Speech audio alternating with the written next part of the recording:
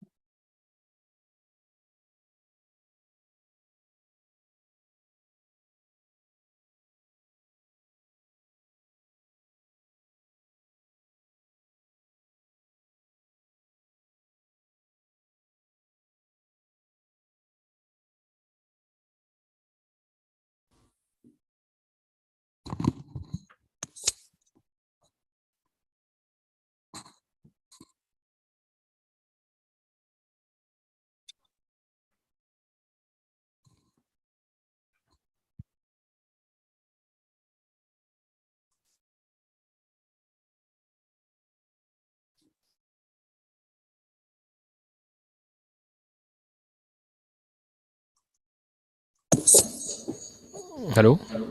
Hello, good morning. Good morning, doctor. Can you see me? Not yet. Let me check. How about now? Can you see me? Yes, we do. Okay, perfect. And can I share my first presentation and make sure? Yes. Let's start now. Okay, so let's do frontline. Let's say share screen. And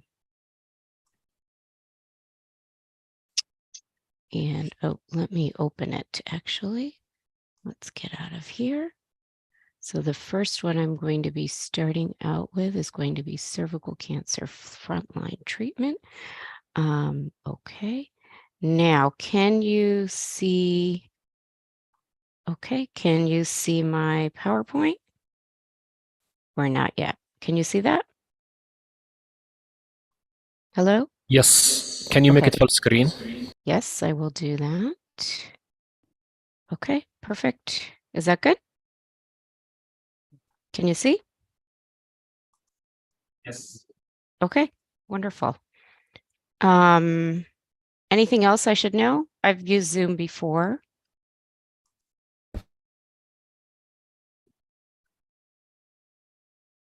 How is my audio? Does it need to be louder? Can you hear me? Clear. Yes, it's very clear. Great. Once Dr. Nashmi introduces you and the moderators, or the moderators will be introducing you, then you can start. Okay, wonderful.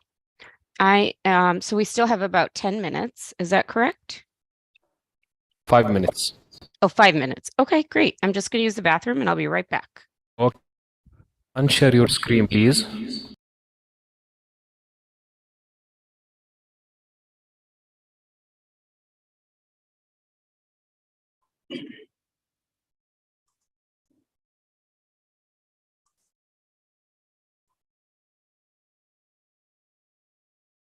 So hi, my turn will be tomorrow. So I was only wondering to look into to see whether everything is working. So that then I will be back tomorrow. Yes, welcome, doctor. Would you like to try it now? No, I'm fine. I will come back tomorrow, 10 minutes before the scheduled time. It's that okay? Okay. Okay. Bye bye then. See you tomorrow. Thank you. Bye bye. See you tomorrow.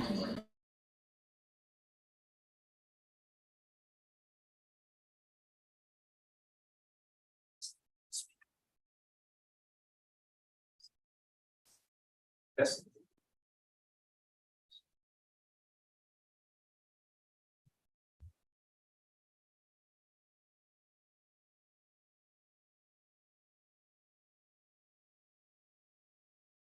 Yes.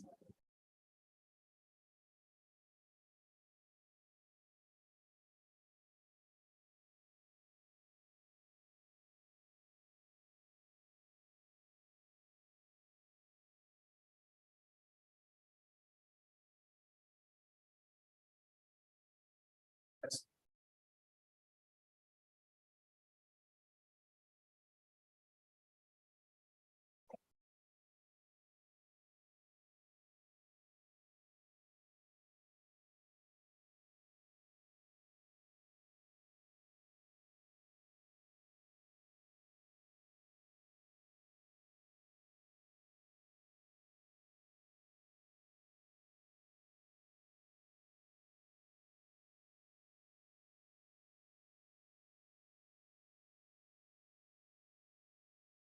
Test.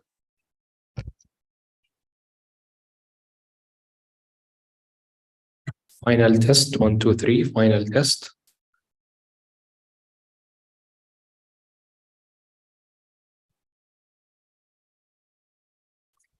Final test. Mic B. Final test.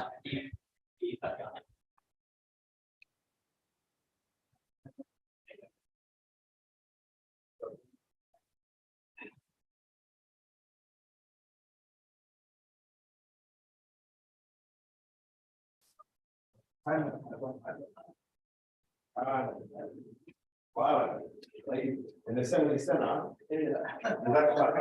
خلينا نشوف الناس تعمل السنه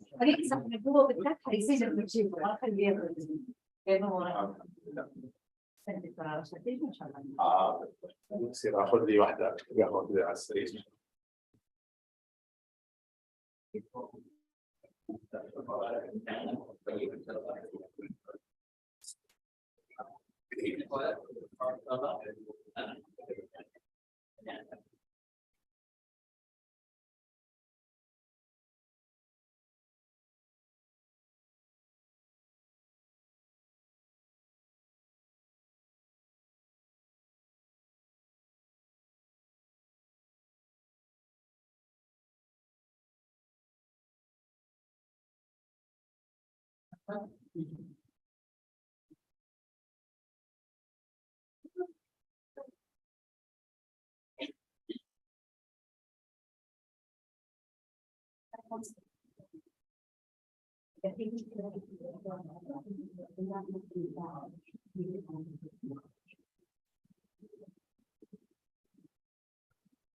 We'll be sharing our slide first, so please unshare yours.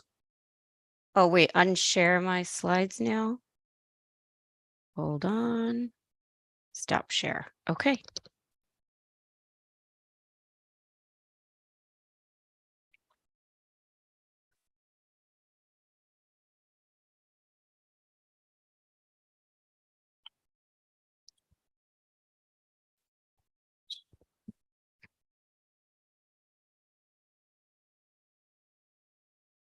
Am I still in the practice session? Yes. Okay. Got it.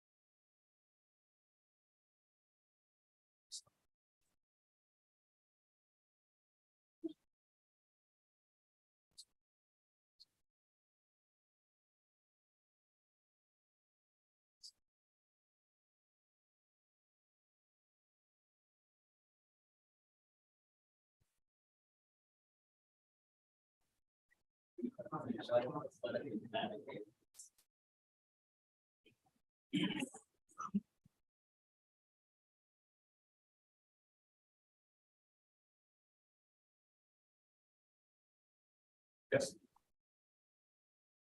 Yes, Mike. Testing. Yes, Mike.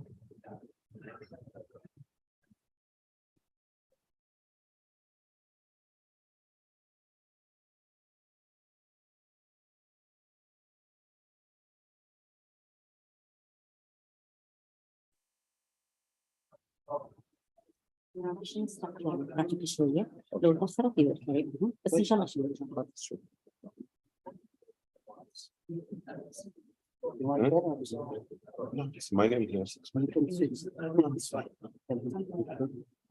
Can Allah يحييك يحفظك. Can you use that mic during your presentation, during introducing the position? absolutely طبعا اروح هناك بس امرني خلاص انت اشر لي بس راحتك يا دكتور.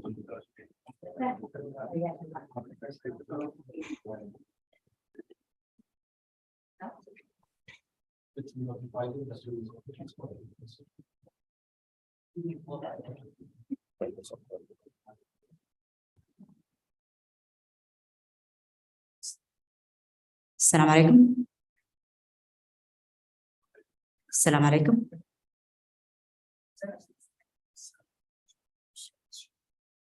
عليكم السلام اهلا دكتوره كيف حالك؟ كيف صارت؟ We will go live now.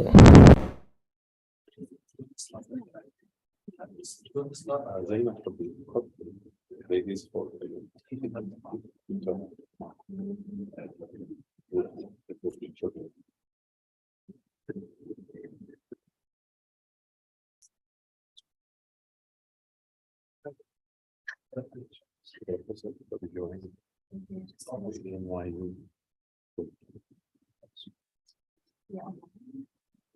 السلام عليكم ورحمة الله وبركاته. Good afternoon, everyone. Thank you for coming. It's my pleasure and privilege to welcome you all for our 8th annual meeting, Masterclass for Gynecology Oncology Malignancy. As you all know, we've been doing this meeting for almost for the last 7-8 years. Our goal of this meeting is to keep you updated about the best practice and guidelines in the management of women with gynecological malignancy. We'll try to cover different topics related to gynecological malignancy, the most common gynecological malignancy, cervical, ovarian, and uterine cancer. Also, we have special session to cover the rules of the other team in management patient with gynecological malignancy, specifically palliative rules, radiotherapy rules. Also, we have a session, this masterclass about the rules of infertility unit and fertility preservation in patient who has been diagnosed with gynecological malignancy. Thank you for the scientific committee and the organizing committee. Also, special thanks for our speakers. We have international national speakers who is expert in the field and the management of gynecological malignancy. Also for all our moderator and helping us to making this meeting happen. So I'll go briefly through the agenda for this 2 days activity. In the first day for today, we will be covering the cervical cancer management, specifically the management of the cancer as above upfront treatment and in the recurrent setting. Also, we'll have special session about the prevention of the cervical cancer. For tomorrow, inshallah, we'll have different sessions. We'll cover ovarian cancer, frontline and recurrent setting. We'll cover also uterine cancer. And as I said, also we have session in radiotherapy role in gynecological cancer, palliative management, and fertility preservation for patients with gynecological malignancy. I hope you will get the benefit of the session, and that will add more to your knowledge and guide you in the management of your patient. And now we'll start our first session. It's my pleasure to introduce our moderator. We have Dr. Hatem Dabbagh. He's a senior consultant in gynecological malignancy from Aramco at Dammam. Also, we have Dr. Rasha. She is also a consultant medical oncologist who's treating gynecological malignancy. Please, Dr. Hatem and Dr. Rasha, the floor is yours to start the session. And I hope you will enjoy the day.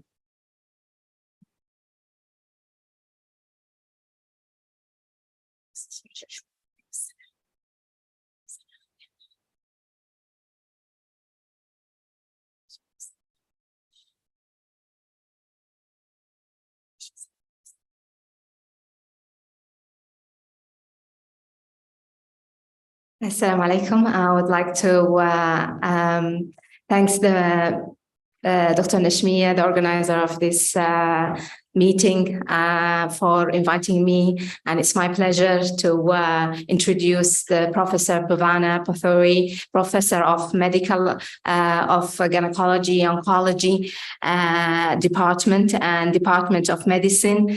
She's also Director of Clinical Trial Department and Gynecology Oncology Research at the New York University School of Medicine. She will talk to us about cervical cancer today. Welcome. Good morning. Thank you so much. I am really pleased, honored, and pleased to be here today with you all to speak about cervical cancer. Let me share my screen. Okay, good. And can you see my slides? Yes. Perfect. Wonderful. The first topic that we'll be discussing is the frontline treatment of cervical cancer. And these are my disclosures. So what I'd like to walk you through today is the background on cervical cancer, an overview of the standard surgical treatment of early stage cervical cancer, and then talk about some conservative surgical approaches and fertility preservation that we have been utilizing. I will try not to dip into the talk that will be presented later on fertility preservation, but hopefully just touch the surface. And then really discuss the role of sentinel lymph nodes in cervical cancer treatment, and then end with chemoradiation and other opportunities to improve survival. So I think this audience, I'm sure, is really well versed on the background in terms of cervical cancer. It is the most common gynecologic cancer globally. Over 550,000 women are diagnosed annually. In the United States, it is about 12,000. And there are greater than 300,000 deaths worldwide annually. It is the fourth most common cancer in women after breast, colorectal, and lung cancer, and is the second leading cause of death in the United States in young women that are between 20 and 39. So really something that, is important for all of us to pay attention to. The risk factors are age, HPV, immunosuppression, such as HIV, and smoking. So here, I'm just showing you the SEER cervical cancer incidence and death trends in the United States. You can see here there's been a steady but disproportionate decline in incidence as well as death rates. And that really suggests that there may be a lack of effective salvage treatments for those who have recurrent disease. And this is a nice map just showing you the global burden of cervical cancer. Like the US, you are also fortunate that this is not a cancer that is as prevalent, but still a very important problem. But you can see here that the majority of these cases are in the low and middle income countries. I just wanted to quickly just highlight and review that in 2018, the FIGO cervical cancer staging was updated. And I wanted to just kind of highlight the reason for that. The biggest changes were that in early stage, we added a additional staging group, the 1B3s, which were the ones now that we call greater than 4 centimeters. And then 1B1 is less than or equal to 4 centimeters, and 1B2 is greater than 4 centimeters. So traditionally, we only had 2 categories.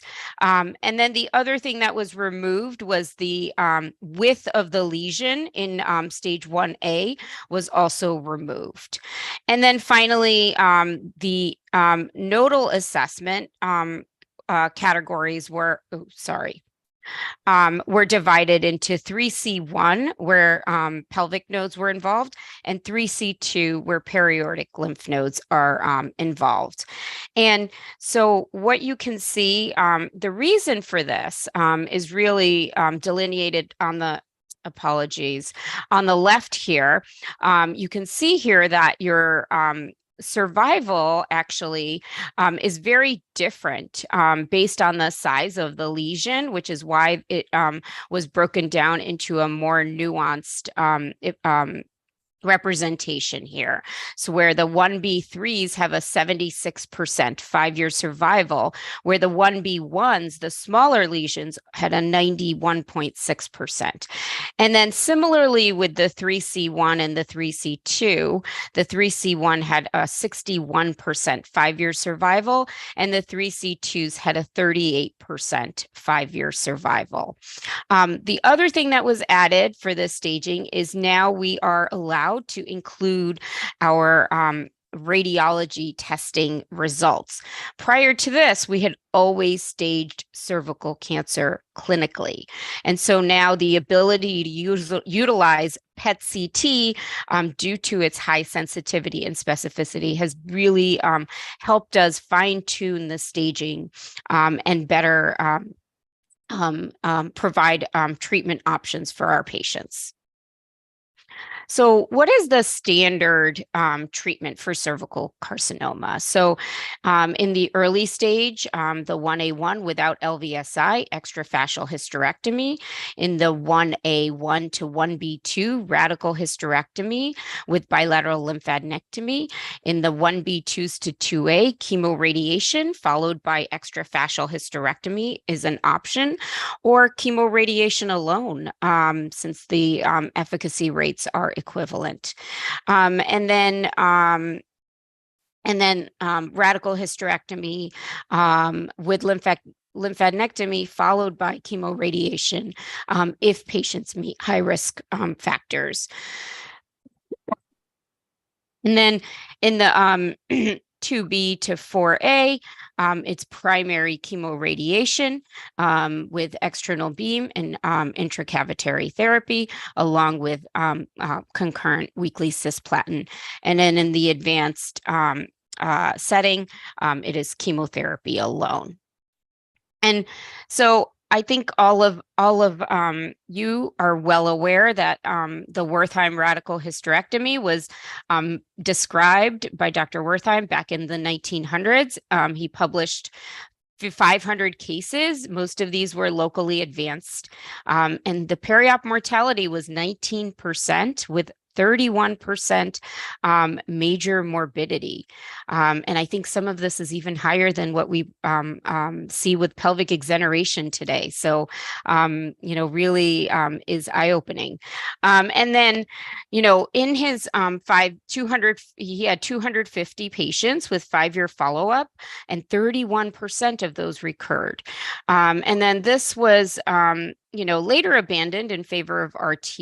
And then the open approach really was considered the standard based on these initial reports.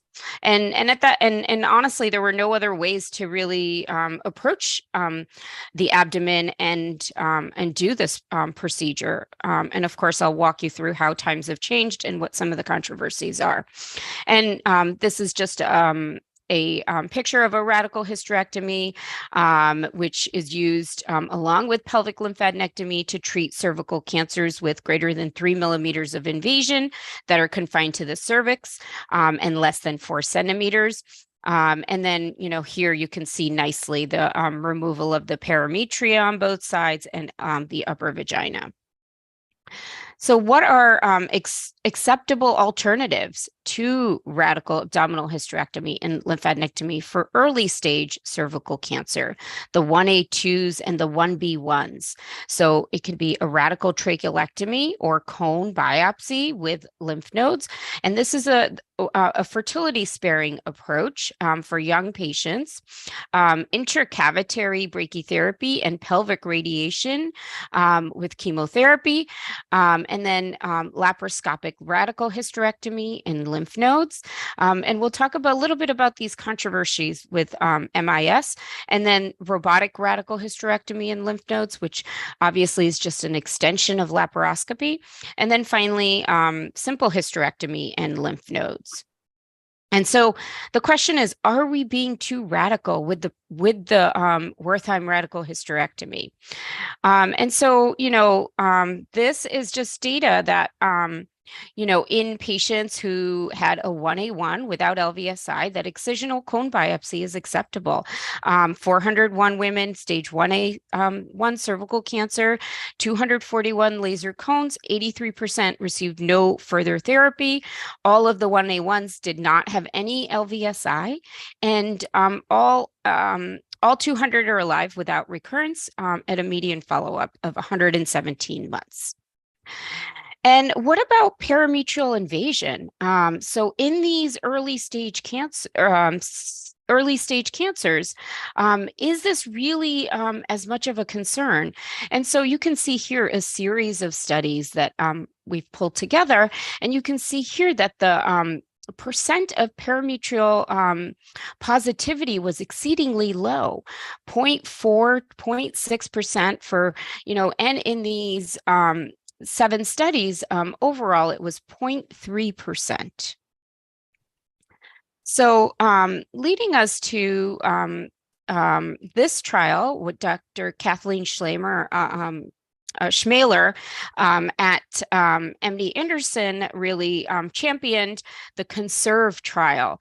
And this was in the low risk stage 1A2, 1B1 patients, where the tumor was less than 2 centimeters, depth of invasion was less than 10 millimeters. There were no LVSI, and they had a cone with negative margins. And those who desired fertility just went on to receive a pelvic lymphadenectomy, and those not desiring fertility underwent a simple hysterectomy and pelvic lymphadenectomy.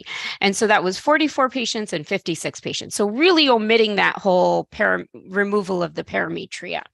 And there were 100 patients, and this was not a randomized study. But it was a prospective study. The majority of these had MIS, minimally invasive surgery. The nodal metastases rate was 5% in this study.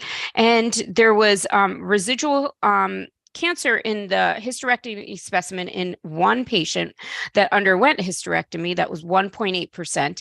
And the recurrence rate at a median follow-up of 3 years was 3.5%. So in line with what we see with your standard treatment options with for cervical cancer.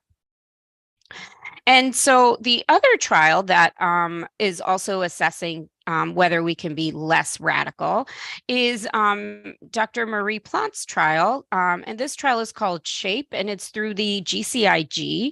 And what she's evaluating in this trial is comparing radical hysterectomy and pelvic lymph node dissection to simple hysterectomy and pelvic lymph node dissection in early, low risk, early stage cervical cancer. And again, it's really, can we avoid doing that removal of the parametria? And so patients are randomized to these 2 arms. It is a planned non-inferiority design with 80% power, 700 patients. And so, this trial will really help us see whether this, in a randomized fashion, whether these have equivalent outcomes. So quickly, what about fertility preservation? So in fertility preservation can be considered, and for the radical vaginal tracheolectomy, these are the suggested eligibility criteria, where it is obviously confirmed invasive cancer, not small cell. It can be squamous adenocarcinoma or adenosquamous. FIGO stage 1A1 with LVSI, FIGO stage 1A2 to 1B1, the desire to preserve fertility. And, if there is any concern about infertility, they should be referred to a specialist prior to this procedure if possible. And then the tumor size should be small, less than 2 centimeters. And I'll show you why, because we're actually removing less of the parametra when you approach it vaginally.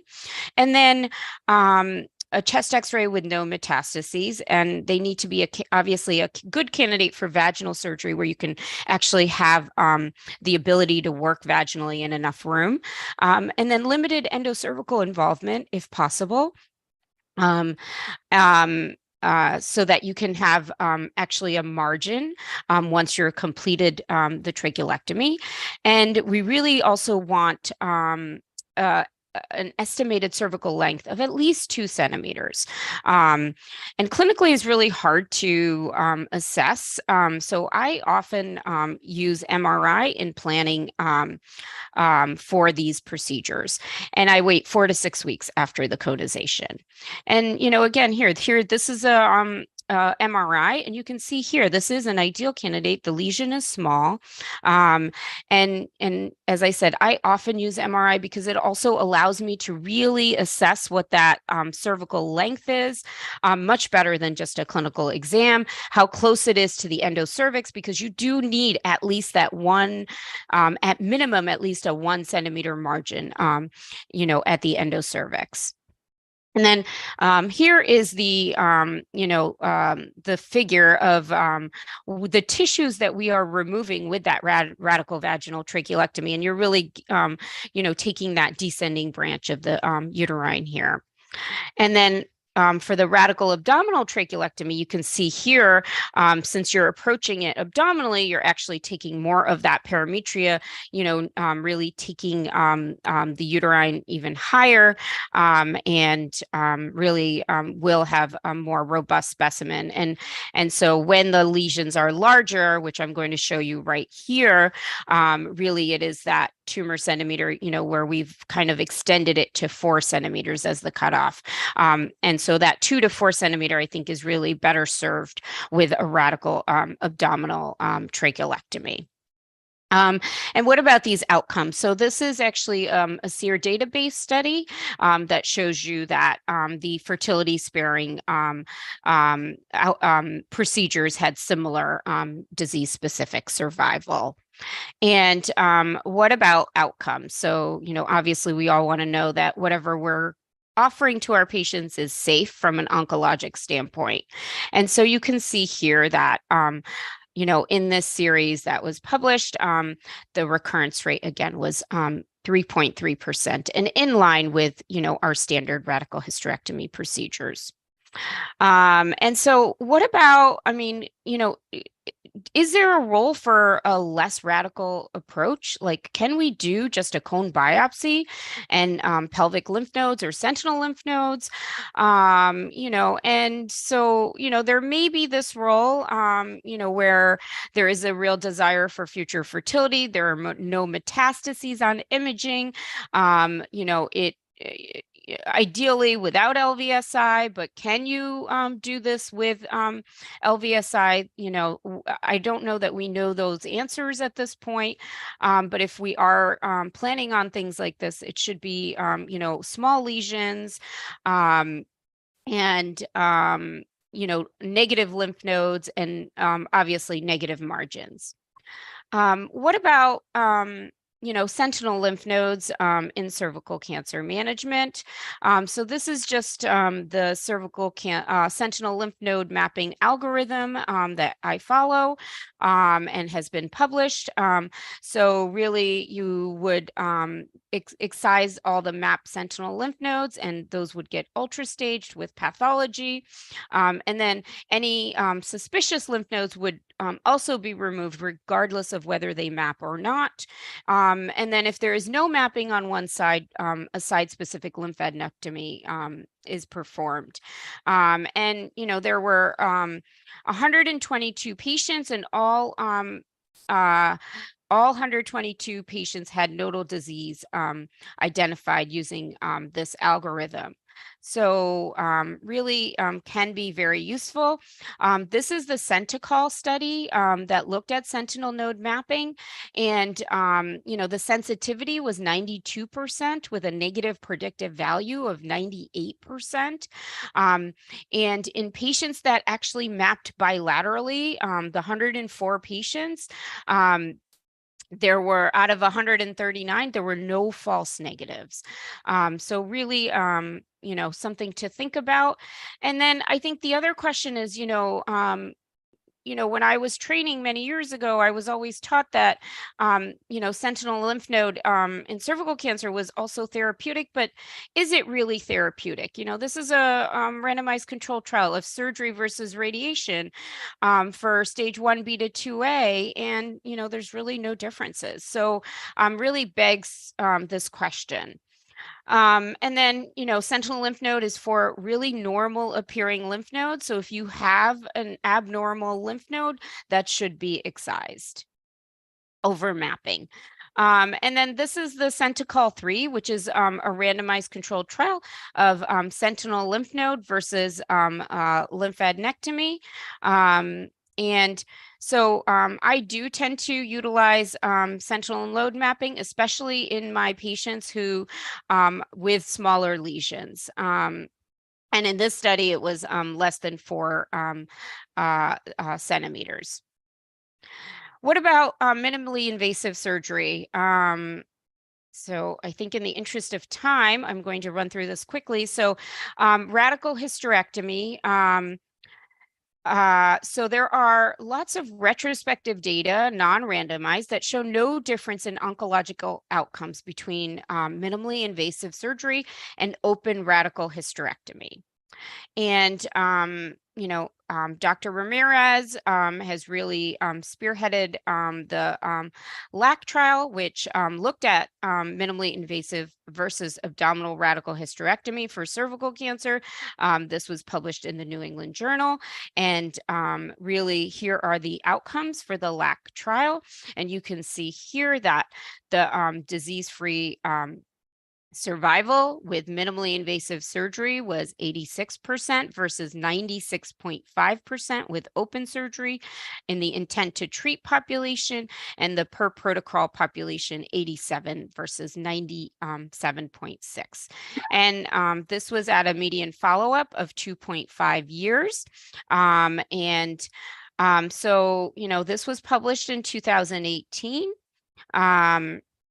And then subsequent to that, you know, a database study by Dr. Melamed also noted similar findings, that survival after minimally invasive radical hysterectomy for early stage cervical cancer. When these two studies, I remember I was sitting in SGO, and when these two studies were presented, there was pin drop silence, really kind of, you know, making us really rethink what we were doing. Are we harming patients by doing minimally invasive surgery? So again, this is Dr. Melamed's study that showed, you know, on the left here is radical hysterectomy abdominally with the 4-year relative survival rate, and on the right is the minimally invasive radical hysterectomy, again, mirroring the findings that Dr. Ramirez had presented. And so subsequent to that, there have been other studies that have been published.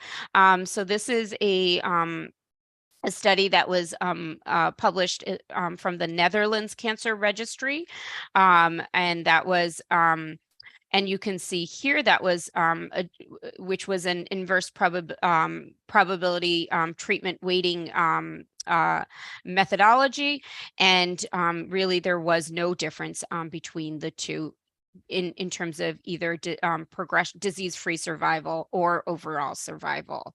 And so, you know, and there have been many other studies that have also, multi-institutional series that have been published, as well as some retrospective series. I'm sure many may have heard Dr. Mario Lateo talk about his own experience at MSKCC, who also is a strong believer that perhaps there may be possible explanations for the LAC trial.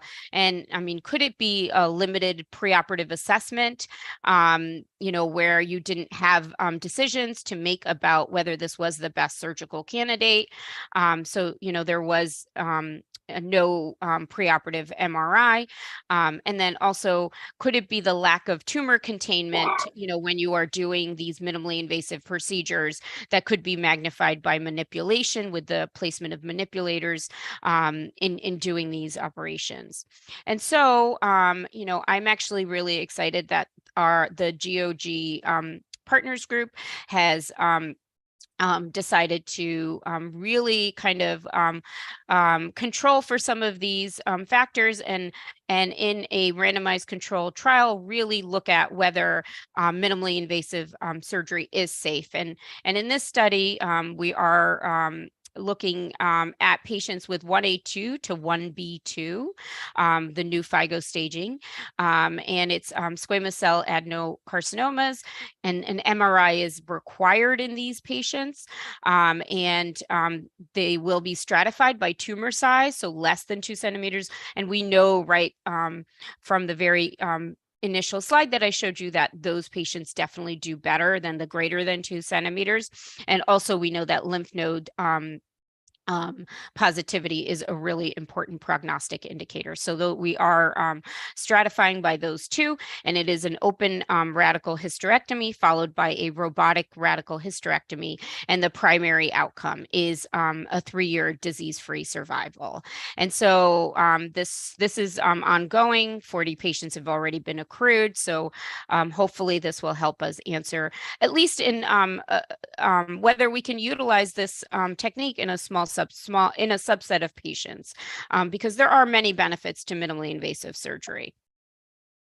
And this is just the tumor containment system, and that is being utilized in this study. And then I'm going to end on this. I know we're going to be a little bit over our time, but I'm going to make it up with my other talks, so do not worry. But there was just a lot to cover with this talk. So in terms of radiation and chemotherapy in the frontline setting, so when is, first, let's talk about, adjuvant treatment. And I'm sure all of you know this, but I thought it wouldn't be complete if I didn't just at least even, glance over this. So when is adjuvant radiation indicated after a radical hysterectomy? So we have two prospective trials that have looked at this, and one is radiation with if 2 of the following are present: greater than a third stromal invasion, a large tumor size, or lymphovascular space invasion. And this is based on GOG 92, which is the SEDLIS trial. And then the Peters trial is chemoradiation if one of these is positive, either a positive margin, positive parametria, or a positive lymph node. And that's based on GOG 109. And again, so this is the postoperative Peters protocol. So positive parametria, positive margins. So GOG 109 established the role of postoperative cisplatin and pelvic radiation. And the hazard ratio here for progression-free survival was 2 if they received RT only, and if they received RT and chemotherapy, they did better. And then this is the trial that looked at, this was the SEDLIS trial. And again, this was 2 risk factors, a large lesion, greater than a third stromal invasion, lymphovascular space. And this was GOG 92. And you can see here that there was a 7% risk in the reduction of recurrence in the patients who used RT. And the recurrence-free survival at 2 years was 88 versus 79% for the RT versus the no further treatment group. So what is the standard therapy for patients with 1B3 to 4A? So really external beam pelvic radiation followed by brachytherapy is standard of care. I'm sure all of you are well aware of this. The timing and the delivery of this is very important. And concurrent chemotherapy with IV cisplatin. I use 40 milligrams per meter squared weekly during the external beam portion, and that's usually 5 to 6 weeks. This is just, the different modes of being able to give the external beam. Although, there are newer fancy techniques. I know that some of, in some centers, it is difficult during that external beam phase to get the IMRT covered from an insurance standpoint, and for us anyway. And then in terms of the brachytherapy, there are different applicators that are utilized: interstitial, tandem and ring, tandem and ovoids. I think it's important just to highlight that, chemotherapy and radiation became a standard of care in 1999. It was based on these findings of 5 clinical trials that showed a 30 to 50% improvement in survival with radiation and chemotherapy. 67% were cancer-free at 2 years versus 47%. So in the interest of time, I'm going to just skip over this, but these are the US treatment guidelines based on NCCN, ASCO, and ASTRO for external beam and a concurrent chemotherapy. And then these are the EU treatment guidelines. Again, I think the biggest difference with the EU is that in the EU, they actually do allow for neoadjuvant chemotherapy for large lesions prior to surgery. So I just wanted to kind of point that out. And then, briefly to touch upon what to do after chemo-RT and can we reduce distant failures? So this is a trial that was a meta-analysis, that gave additional chemotherapy after your primary chemoradiation, showed an absolute benefit of a 5-year overall survival benefit of 19%. And then a subsequent randomized trial suggested additional benefit with the concurrent use of cisplatin and gemcitabine, followed by 2 cycles of cisplatin and gemcitabine, with a 9% improvement in progression-free survival and overall survival at 3 years. So this led to the development of the Outback trial, which all of you may have heard of. And this was really looking at patients with cervical cancer that were suitable for chemoradiation, and FIGO stage 1B1 with lymph nodes, 1B2, 2, 3B, and 4A. And they were randomized to receive just concurrent chemoradiation, the standard, or chemoradiation, followed by adjuvant carboplatin and paclitaxel for 4 cycles. And the primary endpoint was overall survival. And here are the data. And you can see here that really there was no difference in terms of 5-year overall survival with a hazard ratio of 0.9. And there was also no difference in your progression-free survival with a hazard ratio of 0.86. So the question is, why was this different from some of the original data that led us to design this trial? Well, the sites of disease progression were not different between the two study arms. However, 50% of the enrolled patients were lymph node negative. So maybe we need to include the more advanced patients to really see a benefit. And, the other thing was almost a quarter did not even get to adjuvant chemotherapy just because of, the toxicities that they encountered during their primary chemo radiation. So these could have been factors that led to that. So what about, so I can't not talk about checkpoint inhibitors, and we know that, chemoradiation induces tumor antigen release and an adaptive immune response, and PD-L1 overexpression leads to immune cell invasion, and the checkpoint inhibitor can reverse immune suppression and lead to a systemic tumor response, which really led to two randomized phase 3 trials in the locally advanced setting. So really bringing, the use of a checkpoint inhibitor into the primary therapy of cervical cancer treatment. And so the two trials are the CALA trial and the Keynote A18 trial. The CALA utilized, and I'll go into that in a little bit more detail. So this is the CALA study design, 770 patients with cervical cancer that were felt to be high risk, locally advanced, 1B2 to 2B, with node positive.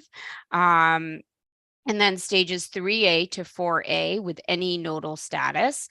And they were stratified based on stage and lymph nodes and region of world. They were randomized to Durva, which is a PD-L1 inhibitor, and platinum and external beam brachytherapy, or placebo for 2 years with platinum and external beam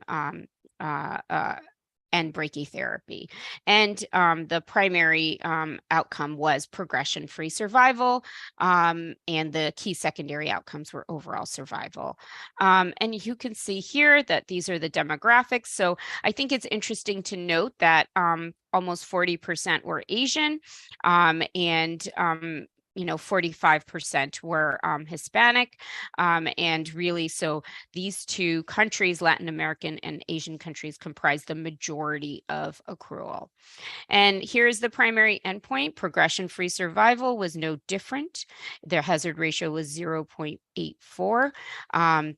And you can see here, really there was, and in terms of overall survival, similar, 0.78. And really no difference. The hazard ratio crosses 1. And it is interesting, however, when you look at the subgroups here, that, perhaps it is the, the stage 3 that have lymph node mets that, may derive a benefit, or those that have, higher up the periodic patients that may, although these confidence intervals also cross 1, and these are just subgroup analyses. So you can't make a whole lot of conclusions with this, but it's, definitely, kind of a little bit hypothesis generating. So the other trial that we really are eagerly awaiting is the trial that, oh, I'm so sorry, the Keynote A18 trial that looked at a similar population, but maybe a little bit more high risk. So they were randomized to pembrolizumab versus placebo and your standard treatment. And that continued for 15 cycles. And the the endpoints were dual primary, so PFS and OS. And so again, some of the differences between these two, the pembrolizumab is a PD-1 inhibitor. And, and so does this make a difference? Perhaps. And the data will tell us soon. And also the eligibility in terms of CALA allowed just one pelvic node, but A18, you needed to have at least 2 pelvic nodes or an aortic node. So really kind of making it a little bit more of more advanced or a worse population to be evaluating. And so I'm going to just kind of leave you at, where we are, the summary. So this is kind of the locally advanced, which I've kind of walked through, and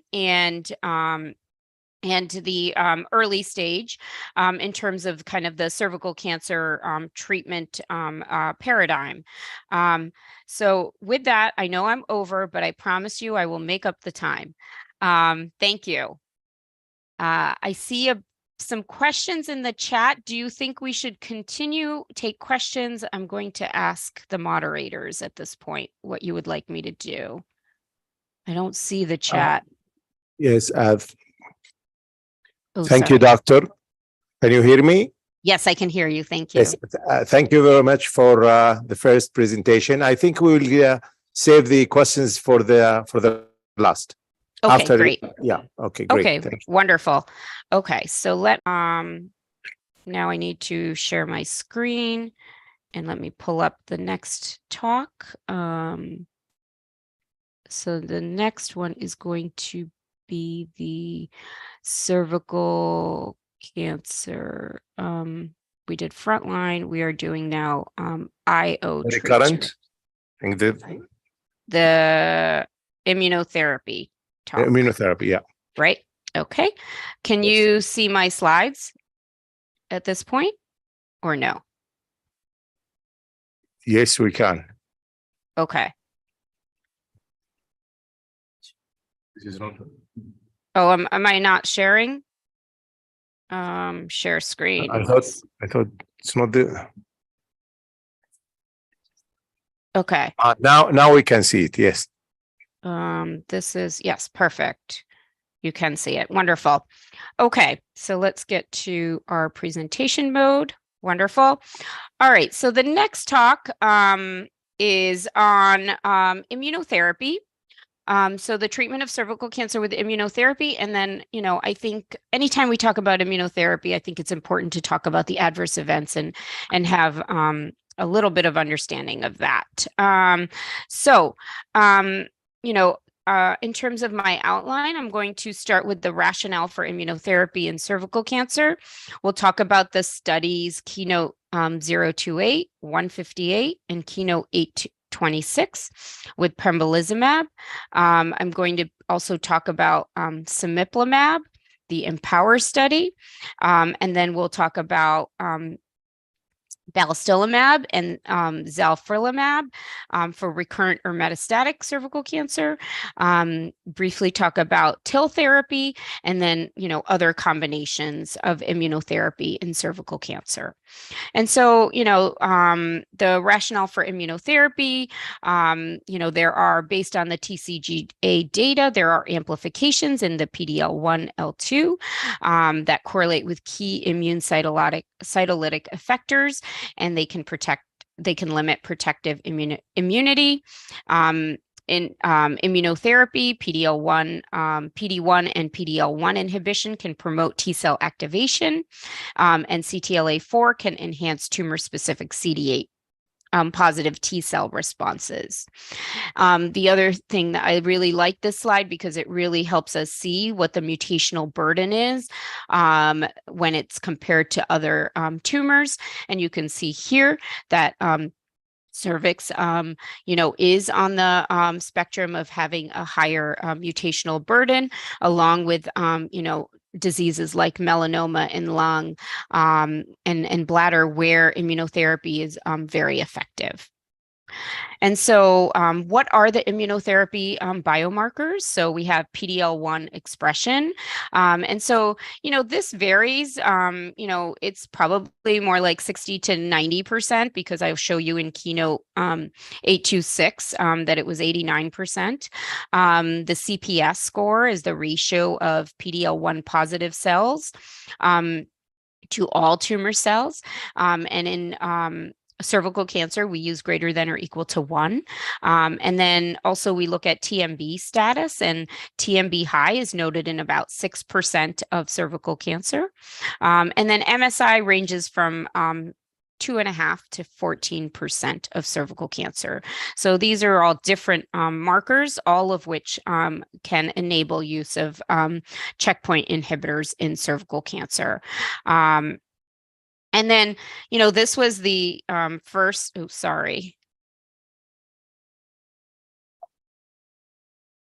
apologies, I'm trying to go back. Okay, this was the first, it was a 1B trial that looked at pembrolizumab in recurrent cervical cancer. It was 24 patients that had PD-L1 expression, and about 40% of these received prior bevacizumab, and the overall response rate was 17%. They were all partial responses, and a stable disease rate of 13%, with a median duration of response of 5.4 months. And the treatment was noted to be well tolerated, with 21% any grade 3 toxicities. And so, that led to Keynote 158, which was a pembrolizumab monotherapy straight phase 2 trial in cervical cancer. And this essentially took patients who had greater than or equal to 1 line of standard therapy, and had, tumor for biomarker analysis, because they did need to be PD-L1 positive. And they were treated with pembrolizumab for 2 years until unacceptable toxicity or progression. And the primary endpoint was the objective response rate by RECIST 1.1. And here are the efficacy data. You can see here that in the overall group, it was 14%, and in the PD-L1 positive, it was 17%. And there were no responders in the PD-L1 negative. And the median time to response was 2 months, and the median duration of response was really long, was not reached. And the ongoing responses, there were 7 of 14 that still had ongoing responses at data cutoff. And here you can see this waterfall plot and really how impressive this benefit was.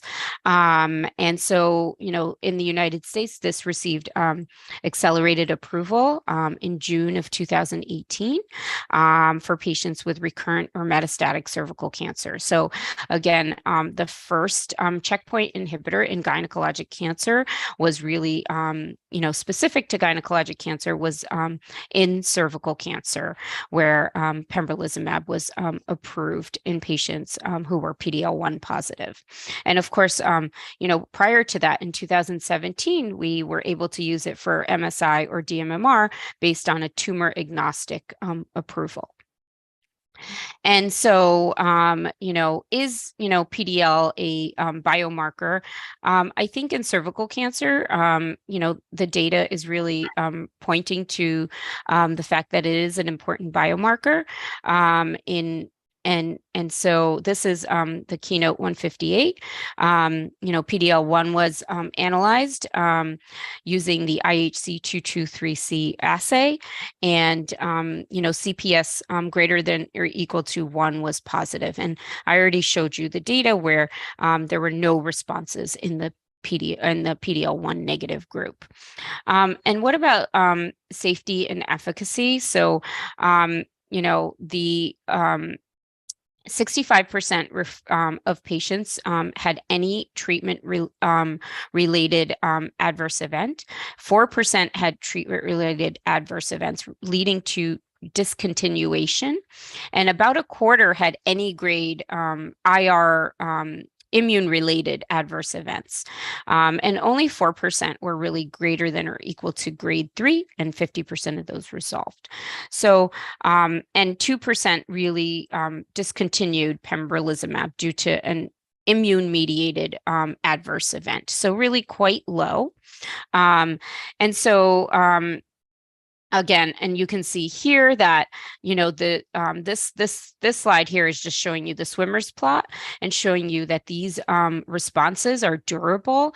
You know, we're at 33 months, and there's some of these are still ongoing, and also during the pandemic, you know, the FDA in the US did approve a Q6-week dosing, so that also made it easier for patients to receive their pembrolizumab. So, you know, how are we going to improve OS and recurrent or metastatic cervical cancer? So this is kind of just a journey through cervical cancer. And the next trial that I'm going to focus on is going to be GOG 240. And that is utilizing cisplatin paclitaxel and adding to cisplatin paclitaxel and bevacizumab. And so this was GOG 240, which was, you know, primary stage 4B, persistent or recurrent, and they were randomized to 4 different arms. This was a trial that was conducted in the US, Canada, and Spain, and patients were stratified by 4B, primary 4B versus recurrent disease, performance status, or cisplatin as a radiation sensitizer. I'm going to share this here because I'm going to build on this backbone with the Keynote 826, even though this doesn't necessarily have immunotherapy. So this is the 240, the mature OS, and you can see here, and I'll get into it in more detail in the next presentation for recurrent disease, but I did want to just highlight this as I'm going to build on this. So GOG 240, the mature OS, did note a benefit, 0.77. And so based on this, bevacizumab was approved, and you know, just like the checkpoint inhibitor was the first to be approved for in cervical cancer in the GYN cancer space, bevacizumab also was the first to be the first anti-angiogenic to be approved in the gynecologic cancer space in cervical cancer. And so with that, I'm going to take you to Keynote 826, which is a randomized double-blind phase 3 study that looked at patients with persistent recurrent metastatic cervical cancer that were not amenable to curative surgery, who did not have prior systemic chemotherapy. They were stratified based on whether they had metastatic disease at the diagnosis and their PD-L1 score, less than 1 or less than 1 to 10, or greater than 10, and whether there was planned bevacizumab use. So in this trial, bevacizumab was not required, and it was at the discretion of the investigator, but it did need to be declared at front because it was used as a stratification factor. And so patients were randomized to pembrolizumab with up to 35 cycles with paclitaxel, cisplatin, or carboplatin for up to 6 cycles, and bevacizumab plus minus bevacizumab, 15 milligrams per kilogram, or placebo with this backbone. And the dual primary endpoints were overall survival and progression-free survival by RECIST 1.1. And here are the demographics in the 2 groups. You can see here that they were well balanced in terms of age, performance status. The percentage of squamous cell may have been a tiny bit higher in the pembro group, and their PD-L1 status. And in both groups, about 2/3 of patients, about 60% of patients did utilize bevacizumab. And here are the data for the progression-free survival. And you can see here that in the CPS greater than or equal to 1, the hazard ratio was 0.62. And in the population that was greater than or equal to 10, the hazard ratio was 0.58. And all highly significant. And in the ITT population, the hazard ratio was 0.65. And, this led to approval of pembrolizumab in combination with chemotherapy, with or without bevacizumab, for recurrent or metastatic cervical cancers whose tumors express PD-L1. And the cutoff was just greater than or equal to 1. And in this study, that actually represented 89% of the patients. And then this is the overall survival. So the hazard ratio in the PDL greater than 1 population was 0.64, in the greater than 10, 0.61, and it was 0.67 in the ITT. And so, again, you can see here a clear benefit, both in both of their primary endpoints, PFS and OS. What about adverse events?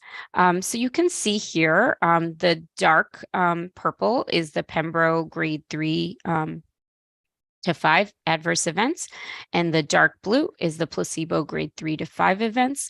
And you can see here many of these, like the anemia, alopecia, peripheral neuropathy, and neutropenia are all also side effects with chemotherapy, which is probably why we're not seeing much of a difference as we look at these AEs. So I think really focusing on the immune-mediated AEs, any grade was 34%, about a third. And then grade 3 to 5 was 11% in the pembrolizumab group. And in the placebo group, the grade 3 to 5 was 3%. So clearly there was an increase in immune-mediated AEs, grade 3 to 5, of 11%. So I'm going to move on to talk about another important phase 3 trial. This was the Empower trial that looked at cemiplimab and in recurrent and metastatic cervical cancer that was resistant to platinum-based chemotherapy. And this trial included 477 squamous cell carcinoma patients, 131 adenocarcinomas, and they were randomized by histology, prior bevacizumab use, geographic region, and performance status. And in this study, patients were enrolled regardless of the PD-L1 expression. And actually, this was not collected a priori. So that leads to some of the difficulty in interpreting benefit in this group of patients, and also why this trial ultimately did not seek FDA approval in the United States, but did seek and get approval in Europe. So it was cemiplimab versus investigators' choice chemotherapy. The options are listed here, and they were treated up to 96 weeks. And the primary endpoint was overall survival. And here are the secondary and exploratory endpoints. There were 2 interim analyses that were done. And at the first interim analyses, the IDMC recommended the trial to continue. However, at the second interim analyses, when 85% of the total overall survival events had been reached, the IDMC recommended the trial to be stopped early due to efficacy. And, I will show you that data. So this is the overall population that received cemiplimab versus chemotherapy. You can see here the overall response rate, the objective response rate was 50 versus 19. It was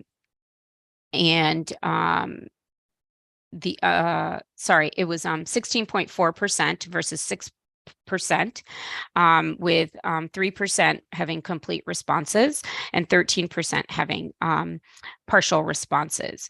And you can see that the median observed time to response was 3 months.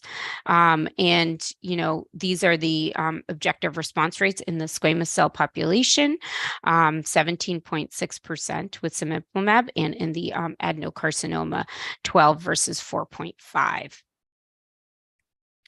And this is the overall survival with the chemotherapy versus the cemiplimab. And this trial, based on this data, was stopped early due to efficacy. Breaking this down a little bit further, here you can, again, these are just, subsets. They were not analytic, so we cannot make anything of them except that they are just exploratory. These are broken down by the squamous cell population. You can see here the hazard ratio was 0.73. And you can see in the adenocarcinoma population as well, the hazard ratio was actually even better at 0.56. But again, these are not, these are non-analytic, so hypothesis generating only, but nonetheless interesting and benefit in both groups.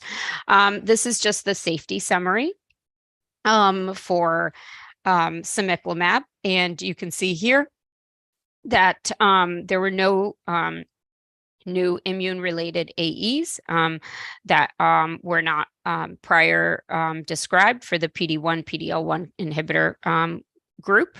And you can see here overall about,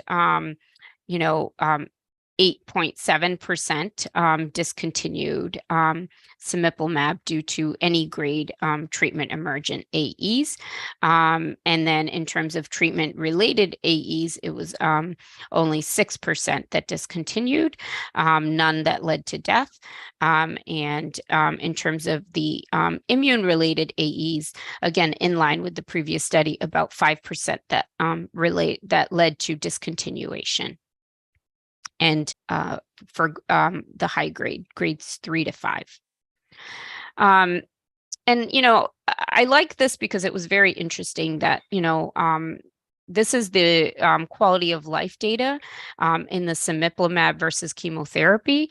And you can see here that in the overall population, there was just a nominally significant difference in favor of cemiplimab over chemotherapy.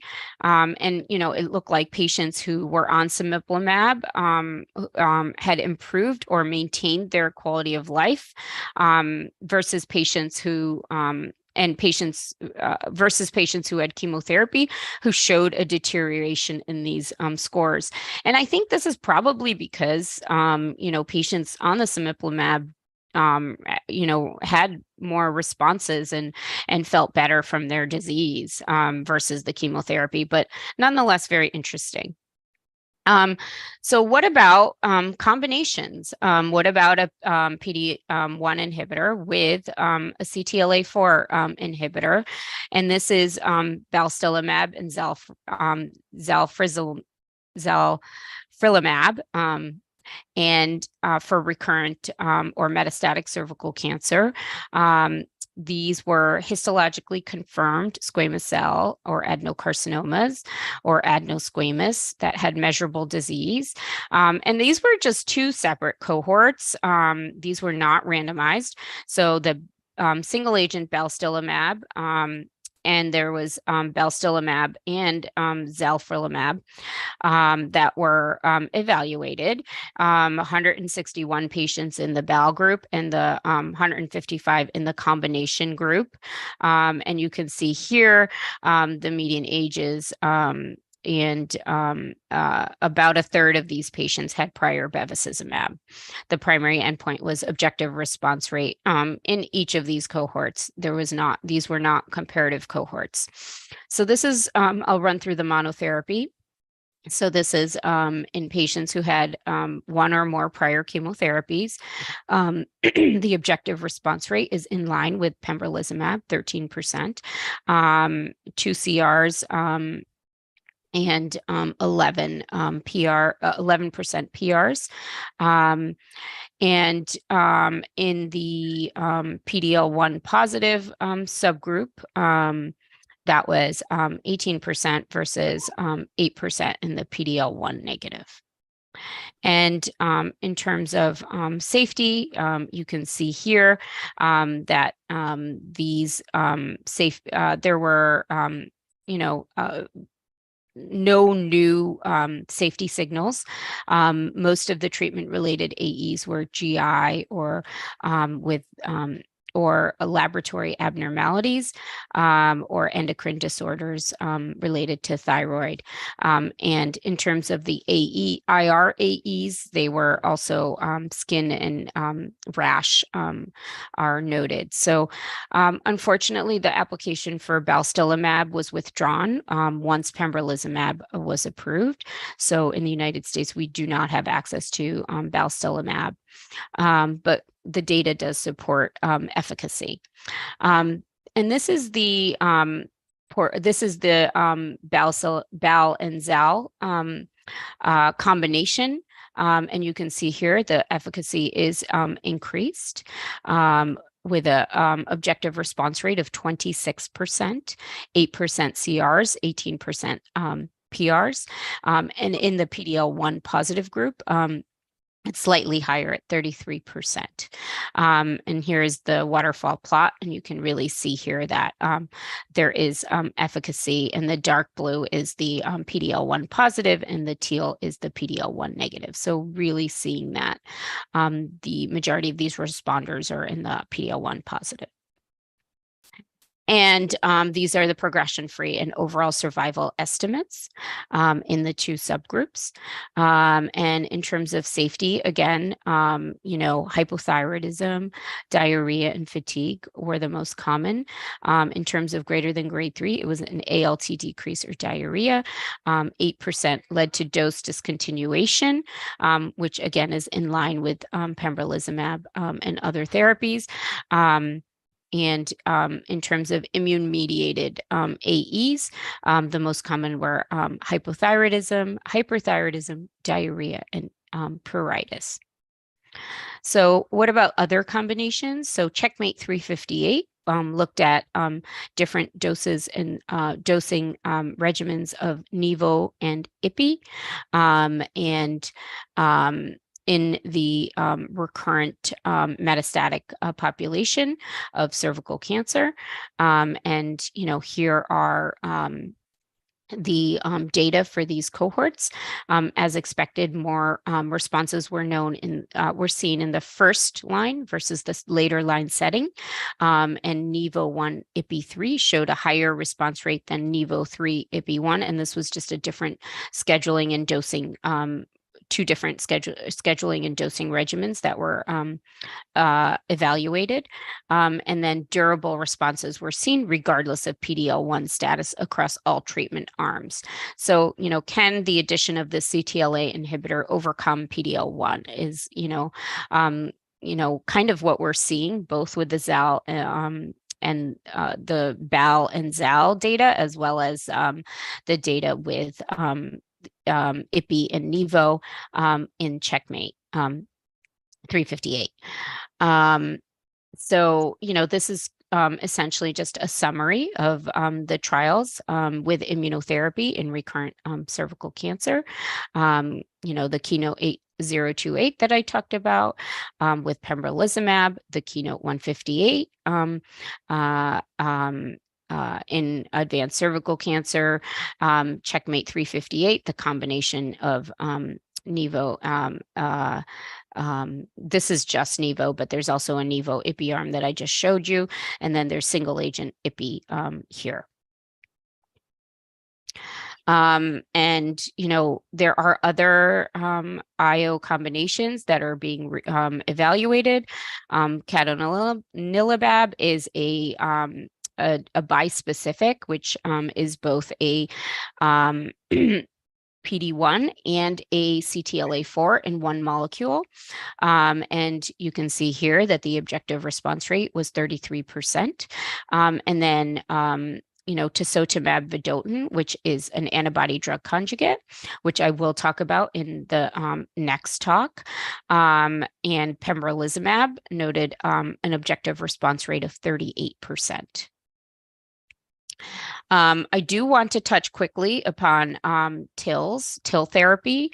So LN-145 is utilizing the patient's own tumor tissue. So this is removed surgically to provide autologous tissue, and then it is sent off to manufacture, and a cryo preserved TIL infusion product is made in 16 to 22 days, sent back to give to the patient.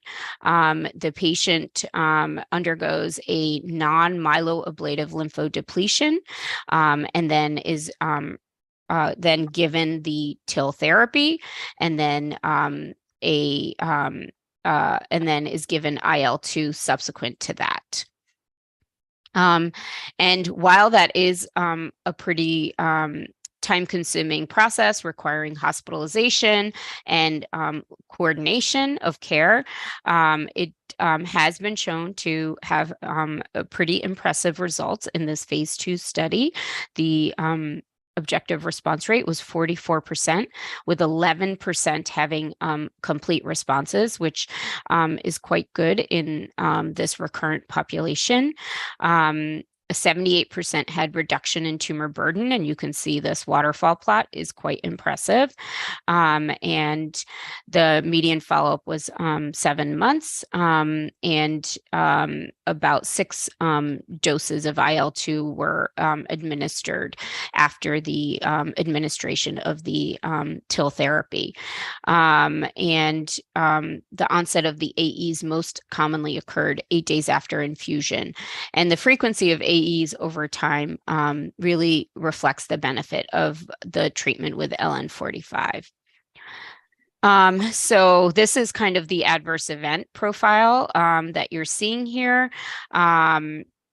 And, you can see here that, after the initial TIL dose, really you see that subsiding. So a lot of it is related, as I said, to the administration, not just of the TILs, but the lymphodepletion that occurs and the IL-2 that needs to be given after. And that's what's really, the majority of the AEs. I want to leave you with BEAT-CC, which is a phase 3 trial in primary stage 4B persistent or recurrent cervical cancer. And it is similar to 826. However, it utilizes atezolizumab. And where 826, bevacizumab, was optional in this trial, bevacizumab was included in the trial design. And that trial is, and hopefully we'll see those results soon. These are some of the preliminary data. I think we talked about BAL. We talked about BAL and ZAL. We talked about the TIL therapy here having an impressive objective response rate. Akeso is another anti-PD-1 CTLA bispecific like cadonilimab. And there are other bispecifics with an anti-PD-1 and a TGF-beta bispecific. And then there's also tiragolumab with atezolizumab. So some of these are ongoing. And I just want to leave you with this, again, the summary here. And really in this cohort where we have made headway is the addition of pembrolizumab to first-line treatment of recurrent cervical cancer, adding it to chemotherapy and platinum-based chemotherapy and bevacizumab, as well as in the recurrent setting where it is approved for therapy. And then I will get into some of the other therapies, such as TV, in my next talk, which is on recurrent cervical cancer. Thank you. Okay, I'll give everyone a break as I pull up my next set of slides. Okay, thank you very much. So now you'll start on the treatment of recurrent cervical cancer, which already you touched base in during the immunotherapy. Yeah. Yes. Okay, we're ready for it. Okay. Can you see the treatment? Can you see those slides or No. not yet? Not yet. Not yet. Okay. So let me close this out.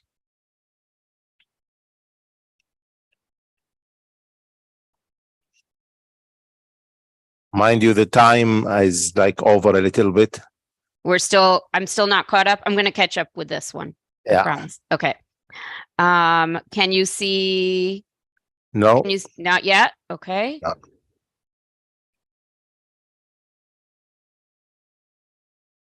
Hold on. I'm having trouble. Why is it not? Let's make that smaller. And maybe I have to stop sharing and reshare. Let me do that. Okay. Share screen. Yes. Now can you see it? I guess yes. Yes. You do? Okay. I'm going to make it full screen. Okay, so this so I already alluded to some of this to to really make the immunotherapy story clear, and I'm going to really talk about it in more detail here. So this is really recurrent cervical cancer. I'm going to just review the history of the standard therapy and really go into a little bit more detail about GOG 240 and the addition of bevacizumab and non-platinum regimens as options for therapy, and then really transition into antibody drug conjugates and their role in the treatment of recurrent cervical cancer. My disclosures have not changed. This is the outline. Again, yep. Nothing new that I've said. And then the last thing I will add is really, since antibody drug conjugates are a newer class of agents, they have their own unique toxicities. And so I will add a little bit of detail about adverse events and management of toxicities related to tisotumab vedotin. So advanced recurrent ovarian cancer is a high unmet clinical need. What have we learned from the 1980s and 1990s? Essentially that platinum-based chemotherapies are the most effective and that carboplatin may not be inferior to cisplatin. So this is GOG 204, which was looking at patients with stage 4B or recurrent persistent carcinoma of the cervix, and patients were randomized to one of these four arms that contains cisplatin, paclitaxel, vinorelbine, gemcitabine, or topotecan. And essentially, this trial was closed for futility by the DSMB when the interim analysis revealed that none of the other regimens would outperform the cisplatin paclitaxel arm, which is here in red. And the median OS is listed here for the different groups. But again, I think the bottom line is cisplatin paclitaxel is the way to go. And then the JCOG looked at whether the standard paclitaxel cisplatin could be substituted with paclitaxel and carboplatin in this group of patients. And basically, you can see here that the objective response rates were similar. And here is the overall survival. So this was the first randomized control trial that compared a carboplatin doublet with a cisplatin doublet and essentially showed non-inferiority in terms of OS. However, the carboplatin is more feasible and less toxic than the cisplatin arm and may be considered a new standard. The one thing that really does stand out is, is that in the prior platinum therapy group, if they did not receive prior platinum therapy, the treatment in this, subset, again, these are, only hypothesis generating, but there may be benefit to, utilizing cisplatin over the carboplatin. So I think most of us have now utilize carboplatin in this setting due to better tolerability, ease of administration, and less toxicity. So what about adding, I already alluded to this, adding anti-VEGF antibodies such as bevacizumab. GOG240 did just that. This was published both in the New England Journal, and the follow-up was OS was published in Lancet in the Lancet. So GOG240 had two objectives. It had a non-platinum objective, so it was studying an arm that did not contain cisplatin, so a paclitaxel topotecan arm with bevacizumab, as well as a paclitaxel cisplatin arm. And in terms of the non-platinum arm, you can see here that the non-platinum chemotherapy doublet was not superior to the cisplatin paclitaxel for efficacy. And here is the hazard ratio, 1.2.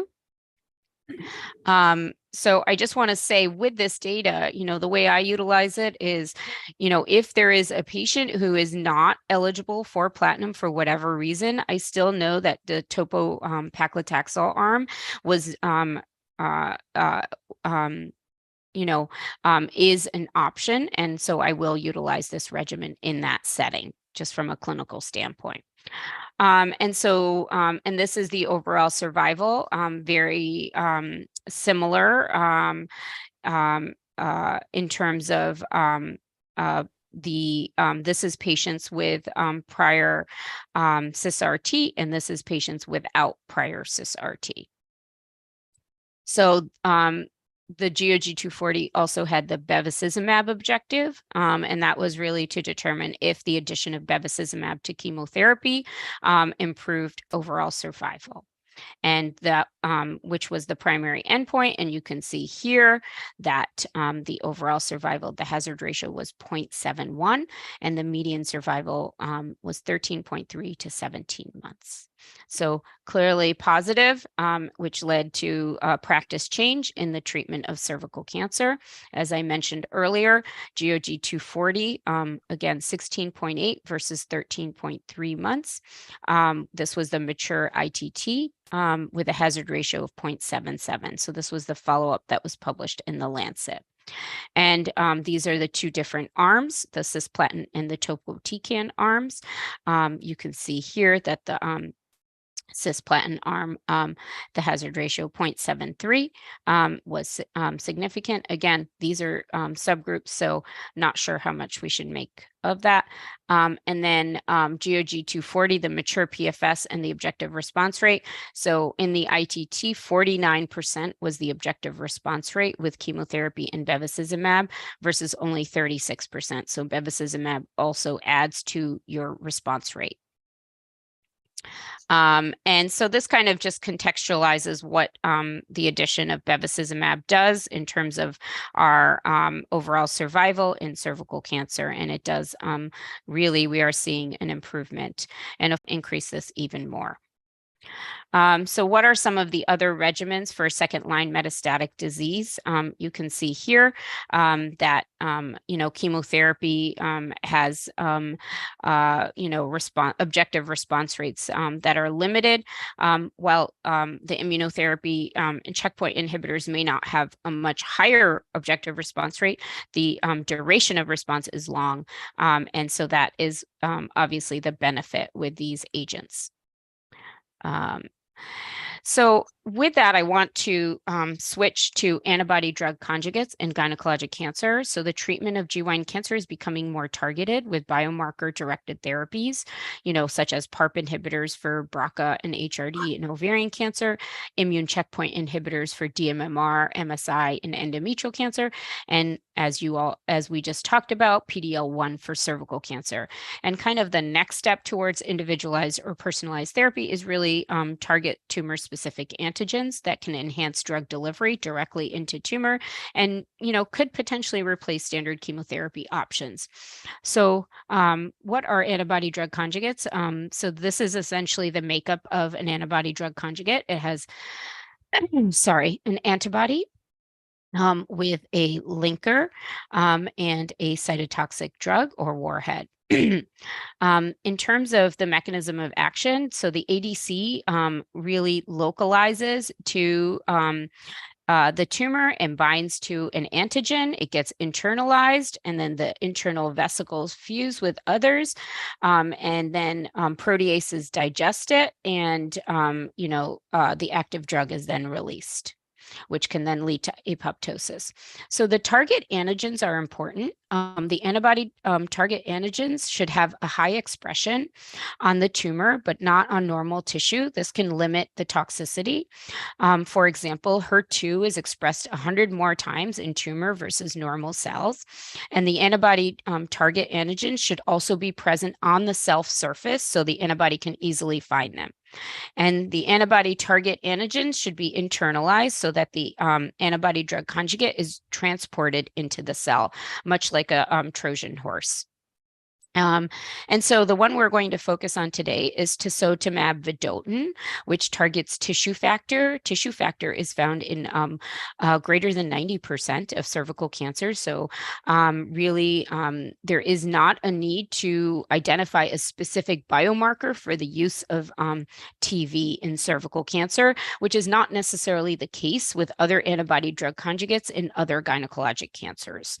And you can see here, this is the monoclonal antibody with the linker and the cytotoxic warhead, which is a MMAE warhead, which is a microtubule disrupting agent, much like paclitaxel.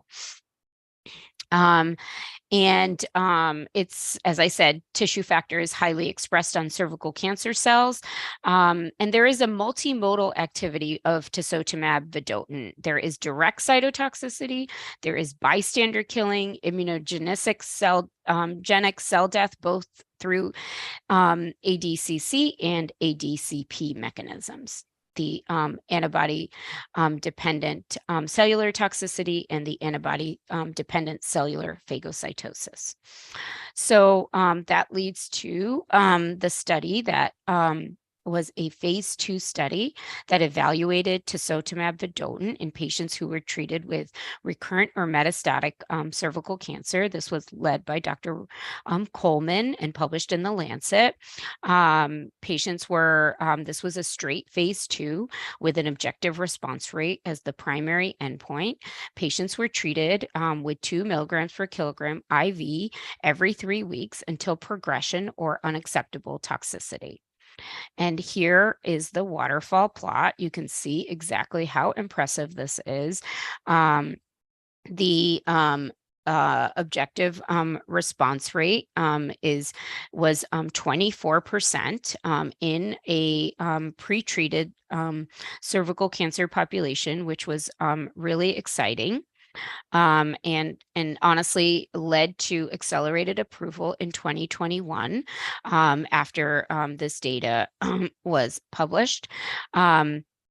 And in terms of the common treatment related adverse events in this study, most of these were grade 1 or 2, and there were no real safety signals seen.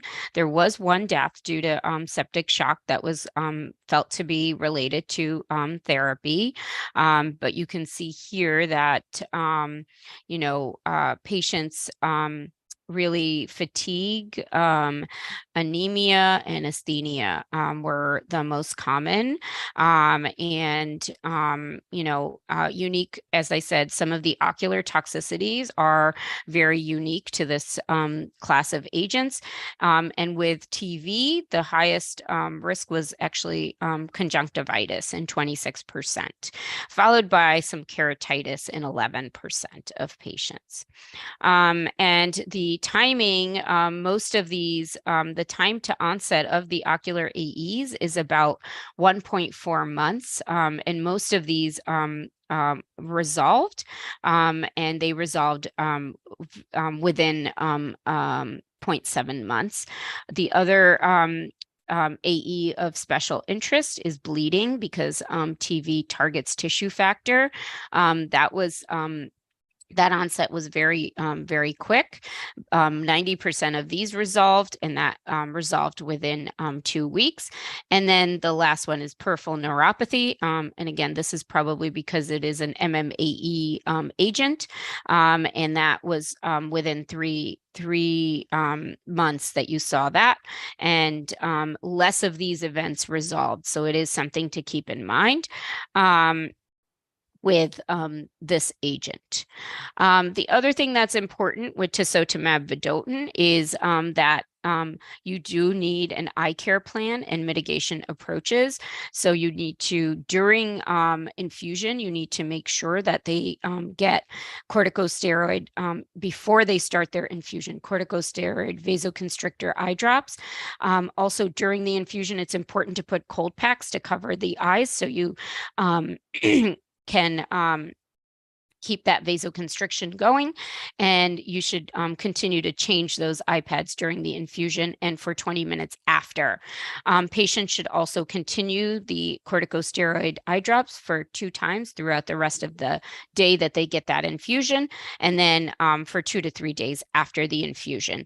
In addition, they are also given lubricating eye drops, which they are using during the treatment and for 30 days after the last dose of treatment. It is important for our approval in the US. We did get a black box warning where we needed to have an ophthalmologic exam at baseline and prior to each dose and as clinically indicated, and really to adhere to the pre-medication and eye care during and after the infusion, and be very careful to really withhold until symptoms improve. Based on the severity. And as I said, about a quarter of patients will have, eye toxicity with conjunctivitis, which is essentially pink eye. So really something that most of us have had experience dealing with. Most of this is reversible. And so really just understanding what these eye toxicities are and being able to kind of tell the patients what to expect is exceedingly important.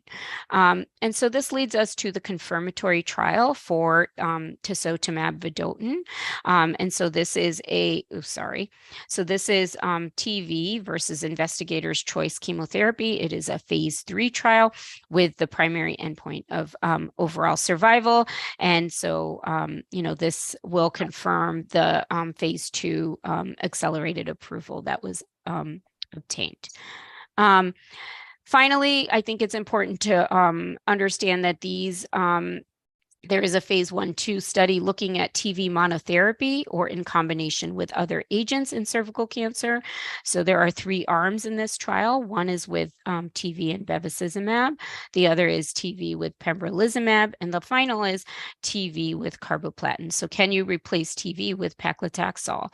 And so, these are being evaluated, and perhaps they will make it into earlier lines in cervical cancer, but let's wait and see. Finally, I just wanted to quickly touch upon, the role of HER2 in cervix cancer. And you can see here that somatic mutations, the ones in the green, account for about 5% of cervical cancers. And there are about another, 3 or 4% that have amplifications. So again, as we are in this era of molecular medicine, I think it's important to keep this in mind.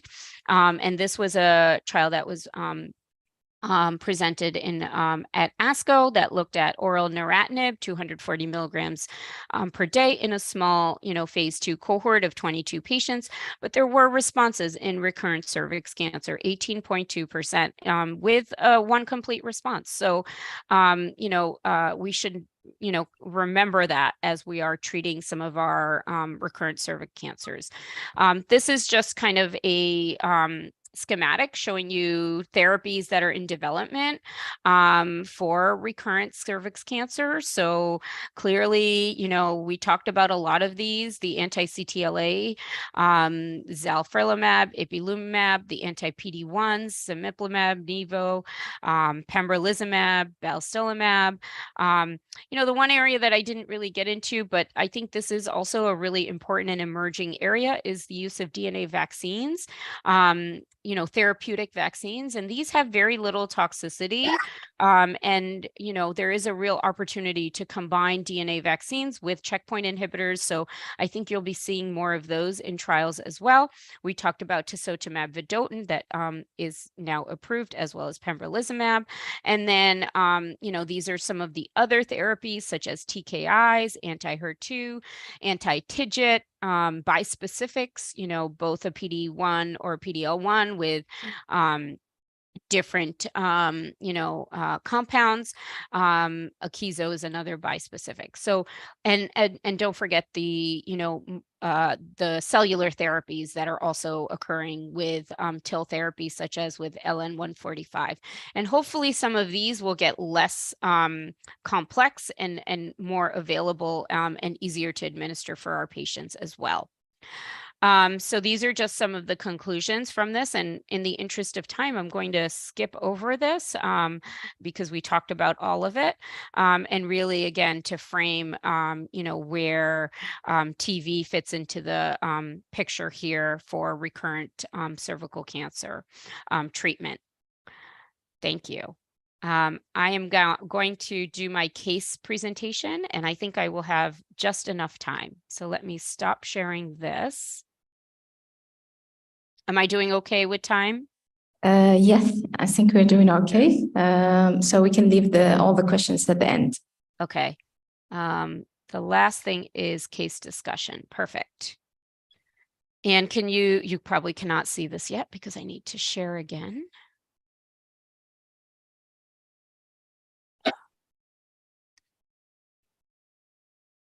You probably are getting tired of hearing my voice. And maybe you are getting tired of talking. No, I'm okay. We really appreciate this. Yeah. Of course. I hope it's valuable. No, not that. Okay. Do you see my presentation, cervical cancer case discussions? Yes. Perfect. So let's put that on presenter mode.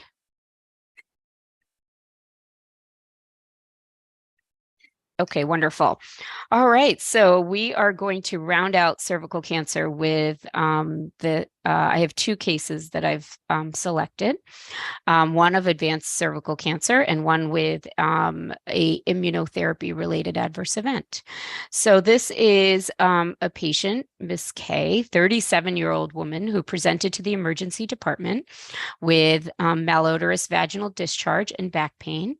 She had no PAP or HPV history or HPV tests in the past 5 years, which is often how they present. No other significant medical history, very healthy. On physical exam, she had a necrotic fixed pelvic tumor and a palpable 3-centimeter left supraclavicular node. The cervix was biopsied. It was a grade 3 squamous cell carcinoma that was PD-L1 positive. And the fine needle aspiration of the supraclavicular lymph node also noted a grade 3 squamous cell carcinoma. She had an excellent performance status of 0. This is her PET CT. You can see here her supraclavicular node. You can see multiple periaortic lymph nodes, as well as some pelvic lymph nodes. So the question is, how does one choose the chemotherapy backbone in treating metastatic cervical cancer? When is bevacizumab indicated in treating metastatic cervical cancer? And when is pembrolizumab indicated in cervical cancer? So hopefully, as I go through this case, we'll address these questions. So the patient started on IV cisplatin, 50 milligrams per meter squared, and paclitaxel, 135 milligrams over 24 hours.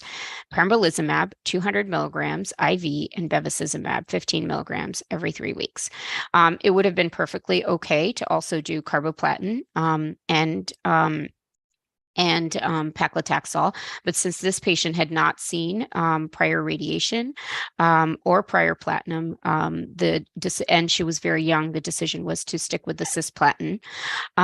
She tolerated the treatment well, and she had a PET CT repeated after cycle 3. And this was the pre, and this is the post PET CT. You can see a beautiful response in the supraclavicular node. You can see very nice response in the nodal disease. And so the plan for this patient is to continue the 4-drug regimen and repeat her PET CT after 6 cycles. And then the question becomes, how long do we continue treatment and what do we continue? First, I'll tell you what I plan to do. So I'm going to finish the 6 cycles of the chemotherapy phase, and then I'm going to continue the bevacizumab and the pembrolizumab, and I will continue that according to the Keynote 826 regimen. So again, I added bevacizumab based on the 240 regimen. Again, here you see in the not previously irradiated group, this is the hazard ratio. Bevacizumab in combination with chemotherapy is indicated in the treatment of persistent, recurrent, or metastatic. And this was a stage 4B with the supraclavicular lymph node. In the one thing to remember in GOG 240, the treatment continued indefinitely until toxicity or progression. So it was the chemotherapy plus bevacizumab that continued indefinitely. It's also important to note that bevacizumab does have a boxed warning for GI perforation, surgery, wound healing complications, and hemorrhage.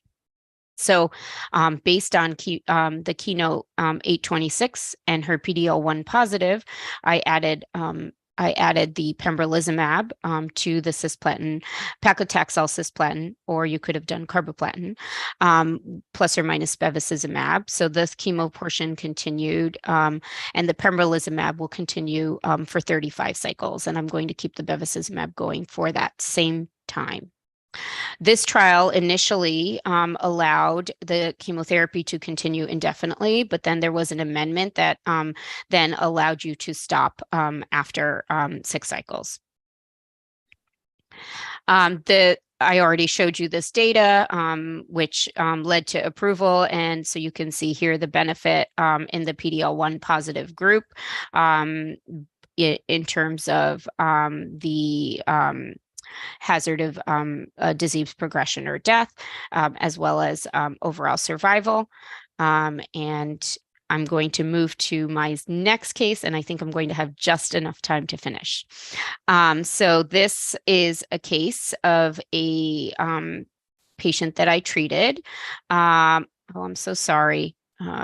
This is a 45-year-old of an immune-related pneumonitis. It's a 45-year-old with a history of 2B squamous cell carcinoma of the cervix who received cisplatin external beam radiation and brachytherapy in 2016. She recurred a year later, was treated with cisplatin paclitaxel bevacizumab. And at that time, the pembrolizumab was not available. So she had progression of disease. And then she then started single agent checkpoint inhibitor with pembrolizumab because it was approved in the recurrent setting, which then was she presented, which actually was stopped on the 5th in March of 2019, but she presented to the clinic 2 months after it stopped. So again, highlighting that these immune-related events can occur even months after, even up to 6 months after you stop the checkpoint inhibitor. So I think it's important to keep that in mind. So she presented 2 months later with a dry cough, a low-grade temperature, shortness of breath, and progressive difficulty walking 1 to 2 blocks, and an O2 sat in the office of 87%. So we admitted her to the hospital. We consulted pulmonary. Her infectious workup was negative. Her imaging for a PE was negative, and she did not have pulmonary edema. A CT scan showed interval development of Apache multilobar confluent and dense consolidation, which they read as presumed multilobar pneumonia.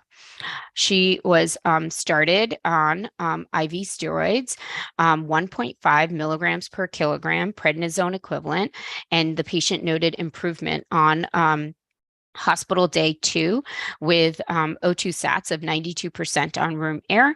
By hospital day 4, she had marked improvement in her respiratory status, and she was transitioned to oral prednisone. 1 milligram per kilogram with a plan to continue for slow taper over 6 to 8 weeks. And I think this is really the key. So it's important to keep the high dose steroids going until you see resolution. But even after you see resolution, you can't just wean them off of the steroids. They really need to have this slow taper for, at least a month, but even up to, 2 months. And the patient was then discharged on PCP prophylaxis. And she did well and fully recovered from her immune-related pneumonitis. But I think, the important thing about these immune-related AEs is identifying them and really, taking care of them very quickly, because these patients can get really sick very quickly. In terms of immune-related pneumonitis, it occurs in 5% of patients treated with anti-PD-1 or PD-L1 agents. And the CT scan can have different patterns. And, the organizing pneumonia, the one that this patient had, is the most common presentation.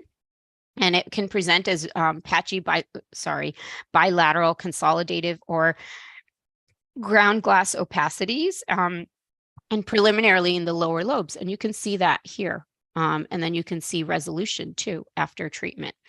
And then the nonspecific interstitial is the second most common presentation of immune-related pneumonitis. And this can be bilateral, symmetric gown glass, or reticular. And you can see that pattern here as well. And you can see improvement after treatment. These are the ESMO guidelines for management of immune-related pneumonitis. In general, grade 1, you can usually consider delay of treatment, or you can treat and monitor symptoms very carefully. Again, keeping a close eye every 2-3 days is important. So if you decide that you're going to not treat with steroids, which you don't need to necessarily if they're only a grade 1, you do need to keep on top of these patients. And my nurse and my nurse practitioner all know to, contact this patient in 2 days, make sure they're doing okay, and really keep on top of them. If they are grade 2, initially it's always, if, there's no harm in starting antibiotics, and you can always stop them if there is no infection. But then if there is no infection or improvement with the antibiotics, then you should start the high dose steroids, and you can consider the medium dose steroids, which is 1 milligram per kilogram, because this is a grade 2. And then you should also consider PCP prophylaxis. And then, either CT or bronch to get your diagnosis. And then if it's a grade 3 or 4, you should discontinue the checkpoint. You should admit the patient, give them high dose steroids. This is the 2 to 4 milligram per kilogram per day. And then if they're not, and, and if they're not improving or worsening in 2 days while they're in the hospital, you should add infliximab to this regimen. So really important to keep on top of these patients. And then just going back, and if you are going to, keep a grade 2 at home, you need to monitor their symptoms every day. They need phone calls every day. And if they're not getting better after 42 hours, they have to come in and be managed as a grade 3. So this is just, an overview of immune-related adverse events. It's important for patients to be aware of the possible side effects and to contact the healthcare provider if they experience any symptoms. And so, we are very intentional and careful about really teaching patients before they start their therapy what side effects from immunotherapy can affect the entire body. They may appear at any time, including after the treatment has finished, like my patient who presented 2 months later. Most of the side effects are treatable with steroids or other medications, but there are some really rare side effects that can lead to death, especially if they remain untreated. So again, these are just kind of the whole gamut of immunotherapy side effects. The most common immune-related AEs are GI, diarrhea and colitis, pulmonary pneumonitis. Though it can be challenging in terms of diagnosis, and especially during COVID, it was even more challenging. So, sometimes this can be a difficult call. Dermatologic, rash and pruritus, hepatic toxicity. So really make sure you're checking your count, the LFTs, and then endocrine, hypo and hyperthyroidism, really, again, checking those laboratory values are important during the treatment. And then these are some of the less common adverse events that we see with immunotherapy: the hematologic, such as the hemolytic anemias, the thrombocytopenias; cardiovascular, such as myocarditis, pericarditis, vasculitis, though I have seen a pericarditis related to immunotherapy. Ocular toxicities, also very rare, but not unheard of. Renal, I've definitely had patients with nephritis develop. So if you're seeing, significant either proteinuria or that creatinine going up, I have had to send to renal, and they have confirmed with a renal biopsy. And they do also respond well to steroids. And then neuroencephalitis, myasthenia gravis can occur. And I like this because it really helps kind of frame when these adverse events occur. And so, you can also be more on the lookout and understand, right? So early on is when you see those rashes and the skin, toxicities, as well as like the colitis, between 4 and 10 weeks. And then like more in the middle, you'll see the endocrinopathies developing. So the hyperthyroidism. I actually had one patient who had very significant adrenal insufficiency, such that she couldn't get out of bed, she couldn't walk. We had to hospitalize her and give her high-dose steroids. And that occurred later in her treatment course.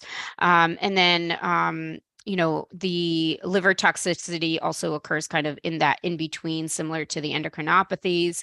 And then later on are usually the pneumonitis and the nephritis occur later. So just kind of keeping that framework is always helpful as you're treating a patient. So as I said, it's like the counseling is so critical for this, determine, and some of the things are like, very simple, but we forget. So, think about how this patient learns best. Is it by talking to them? Is it by looking at printed materials? Is it, what can you do to help this patient better understand, how serious, understanding some of these, symptoms such as cough or diarrhea, and reporting them in a timely fashion. And then, also determine what the patient's primary language is and utilize interpreters when you need to, make sure they know when to call the clinic. And, some of them don't have the number. So it's as simple as saying, this is the number you need to call. I've had a few patients who was like, nobody told me where to call, and you would think that was intuitive, but we're very intentional when we, do this or put anybody on trial, because we don't want to have, any adverse events that go overlooked.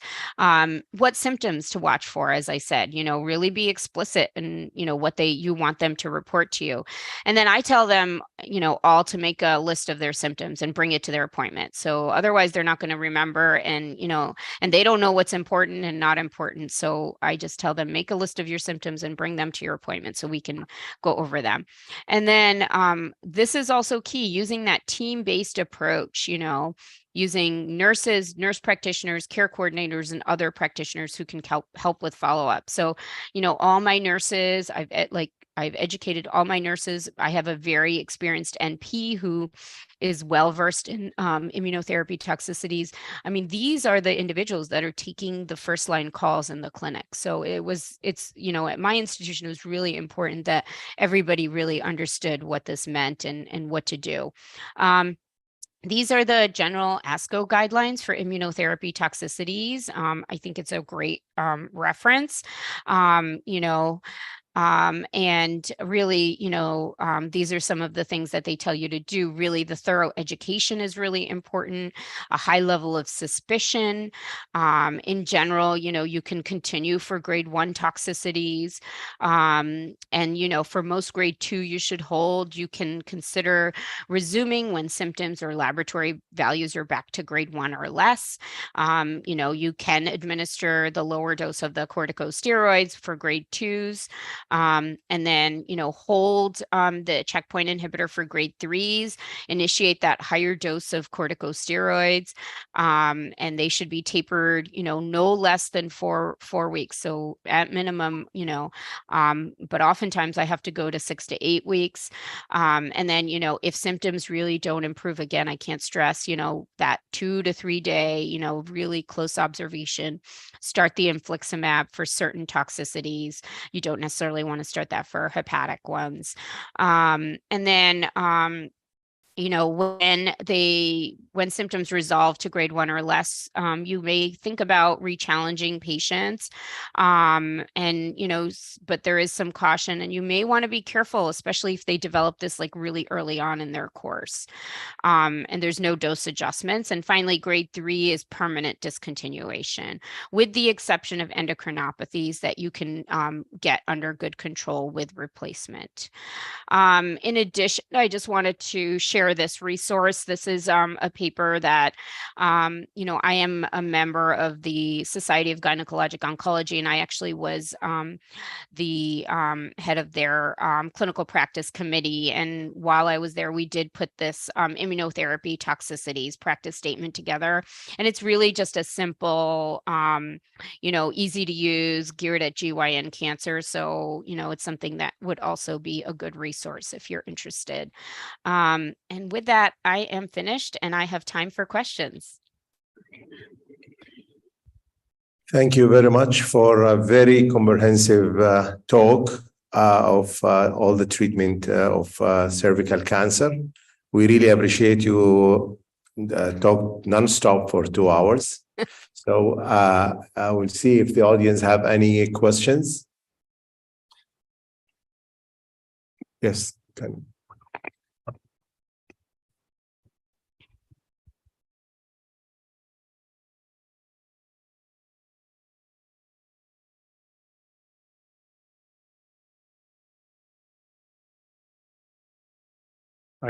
Thank you so much for your talk. I have a question regarding the timing for PD-1 and PD-L1 testing.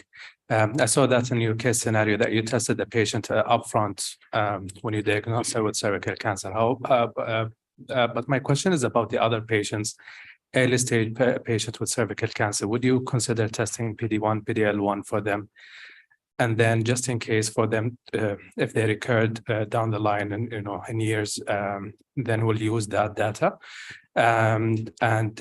Is the status of PD-1, PD-L1 will change with time in such patients or not? Yeah, that's a great question. So we tend to do it with our initial diagnosis. And, you know, there is some data saying that, you know, we're not quite sure how good the testing is if the, you know, your specimen is beyond, you know, 2 years. So for that reason, we routinely test our for PD-L1 at diagnosis.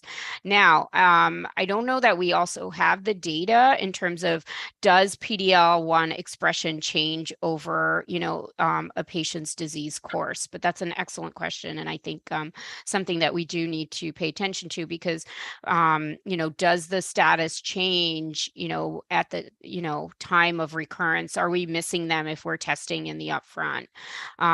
You know, especially because we do know from 826 that almost 90% have PD-L1 expression. So very good question. Any other questions from the audience? Otherwise, I'll ask a question.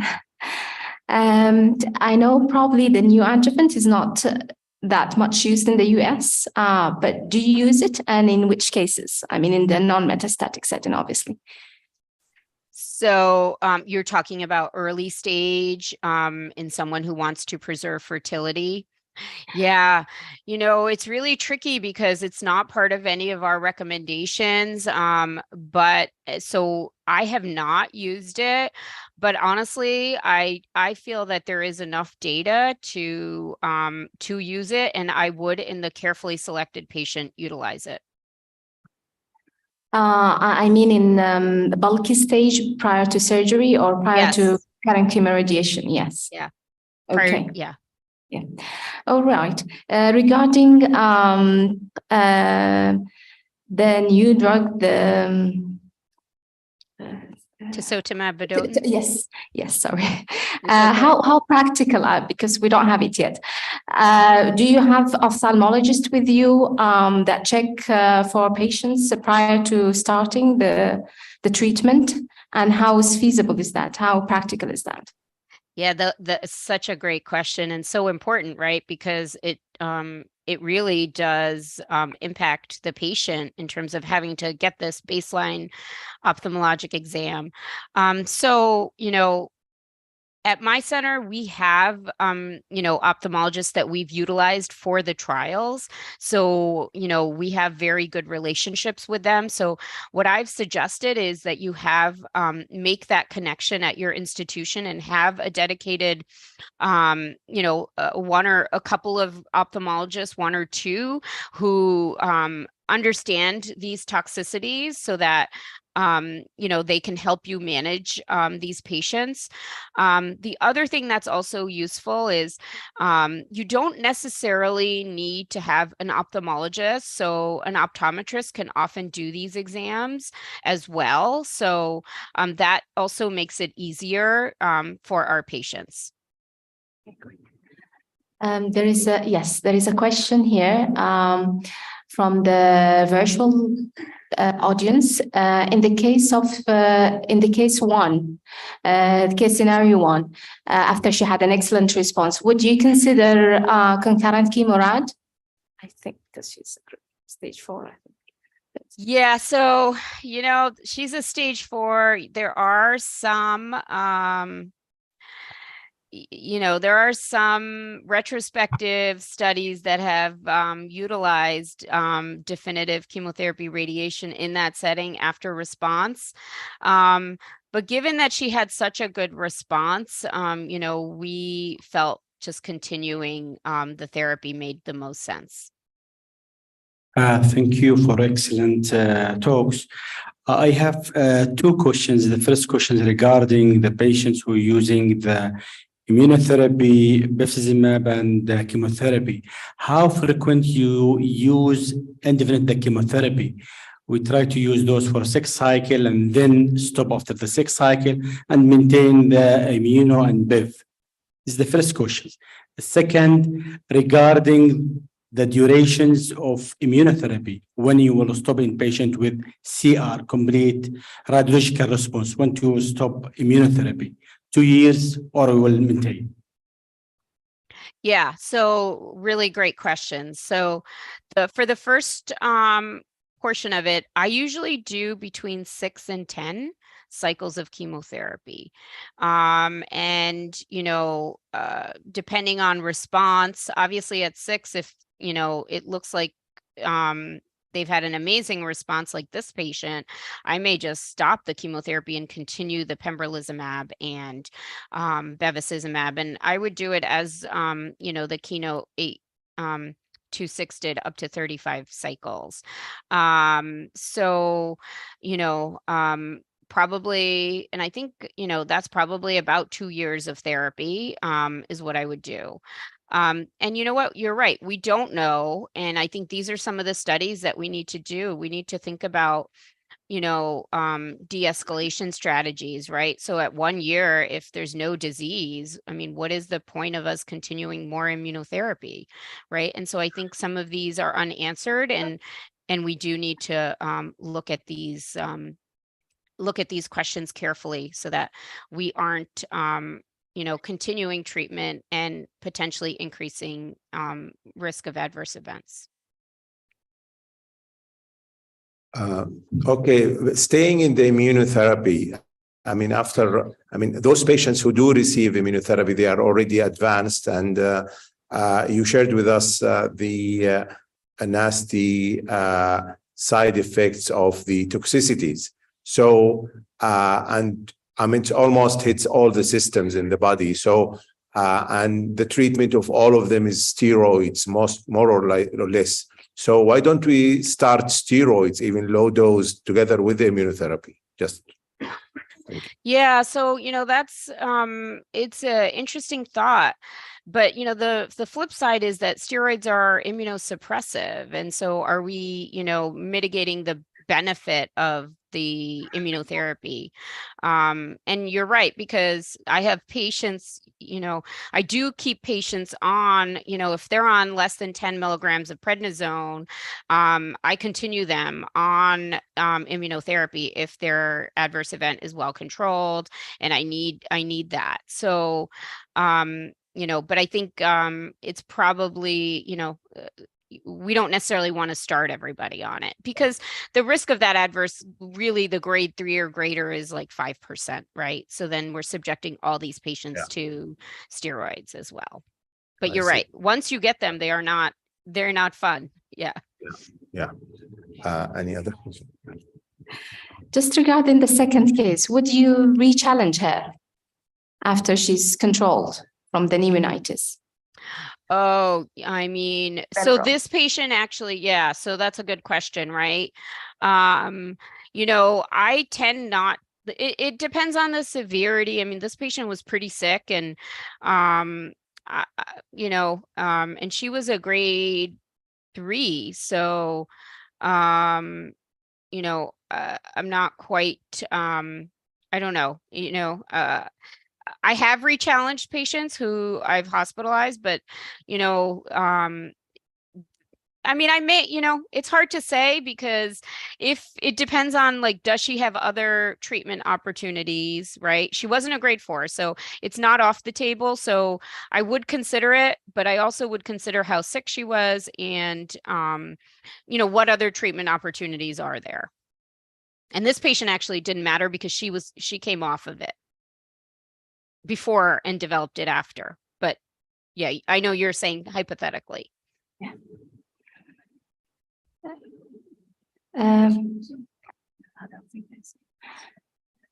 Yeah. If there's no more questions, I think we're just on time to finish this excellent session on cervical cancer. We're very grateful to your excellent talk, and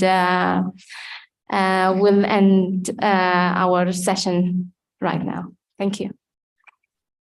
Thank you very much. Thank you. Thank you for inviting me. It was really a pleasure. So for the attendance, we're having 15 minutes break, and we'll meet again at 4:30.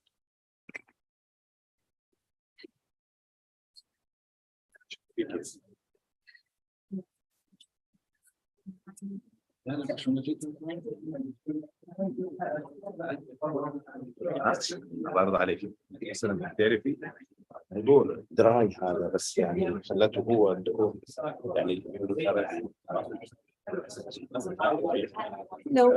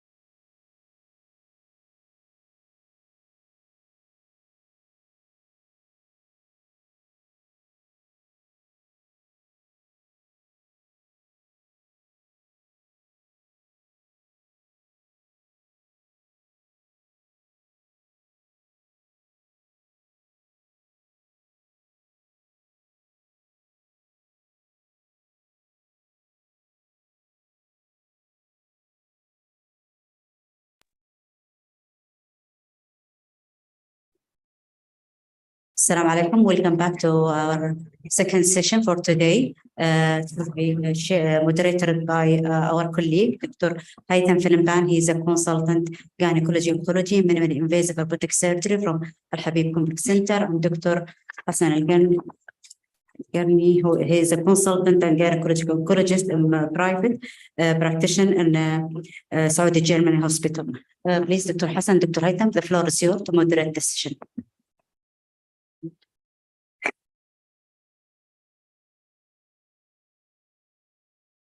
Good afternoon. So our session now is about cervical cancer prevention and early detection.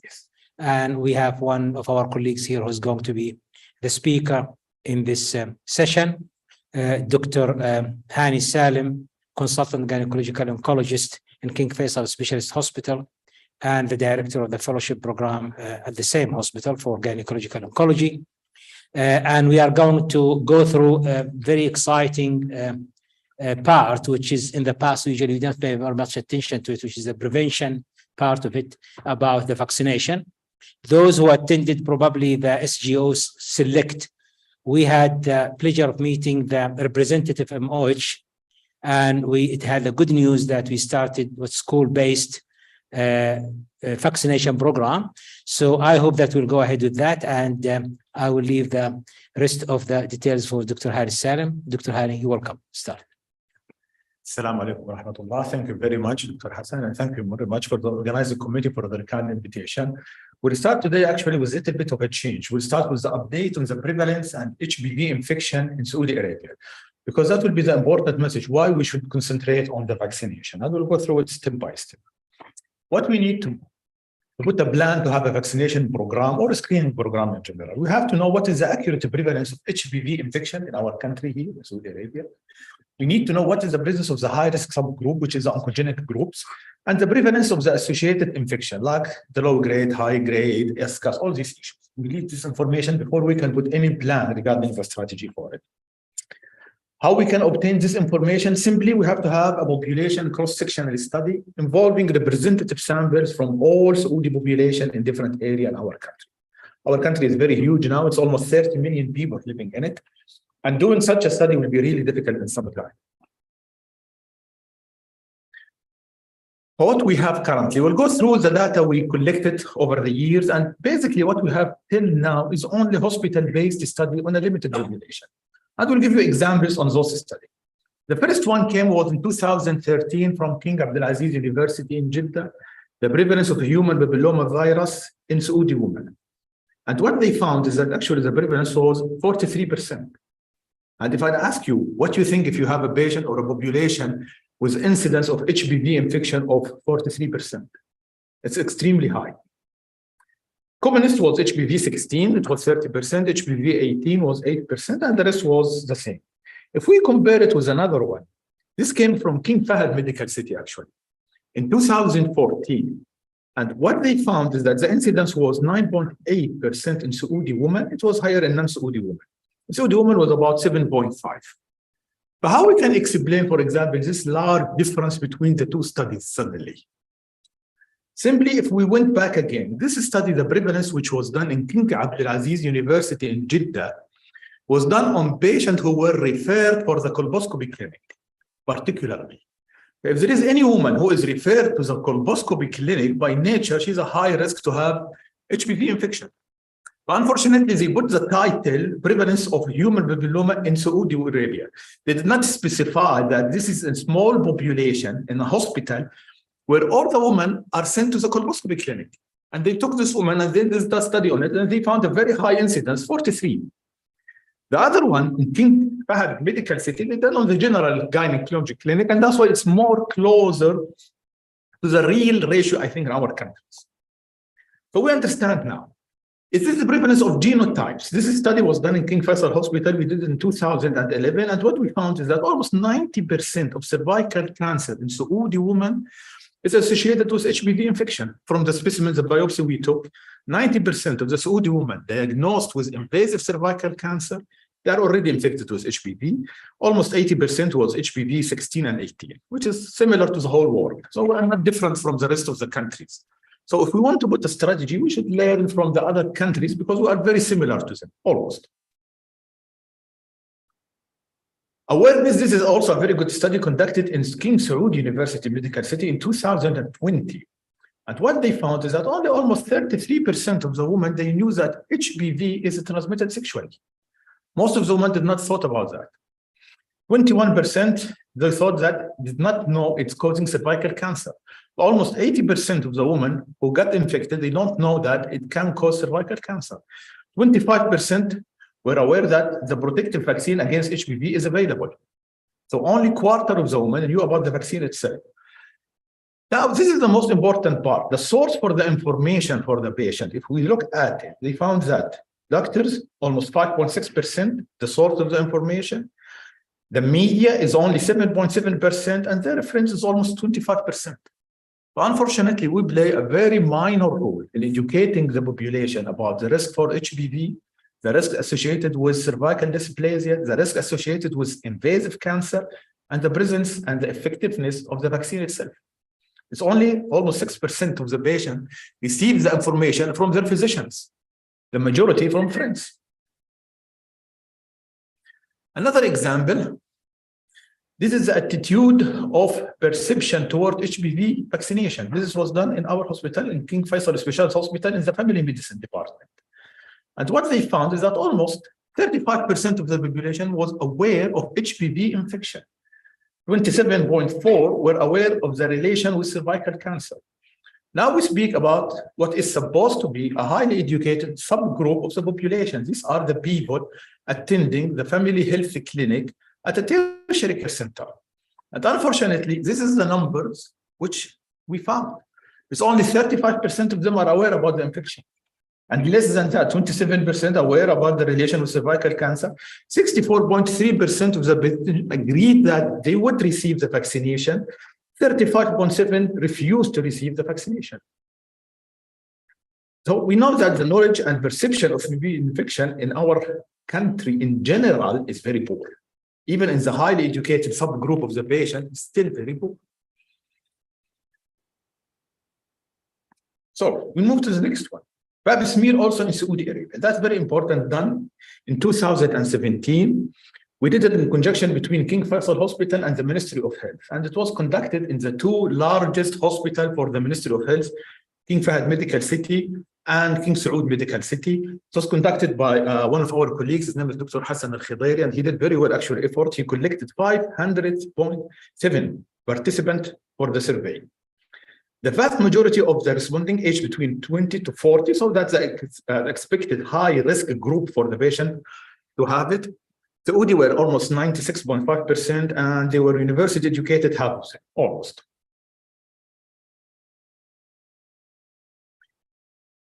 What we found is that almost 46.2% did not have never done a Pap smear in their life.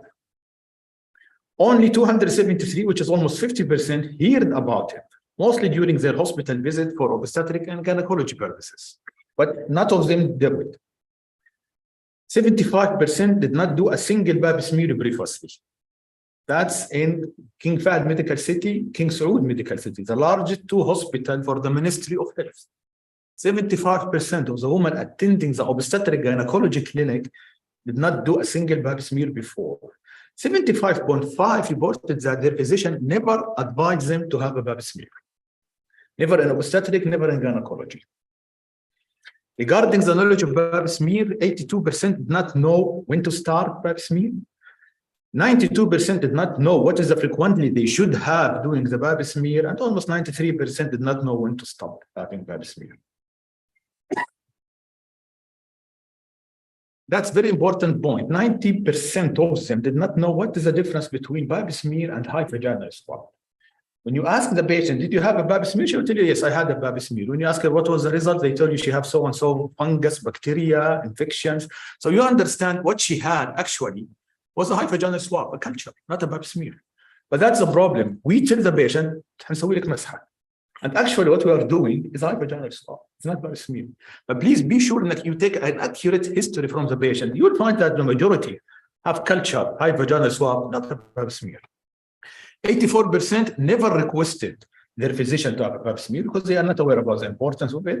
And 95% expressed an interest in knowing more information. So we have that potential in our Saudi population. Women want to learn, they want to understand why she should have the pap smear, what is the advantage, how does it differ from the vaginal swab, what extra information can be given from the pap smear, and how is it going to affect her management. They are interested to know these issues, and it is our role to give them that. This is a very important slide. It's all the slide, but it is extremely important. This is the most important slide. I think you should concentrate it in our presentation today.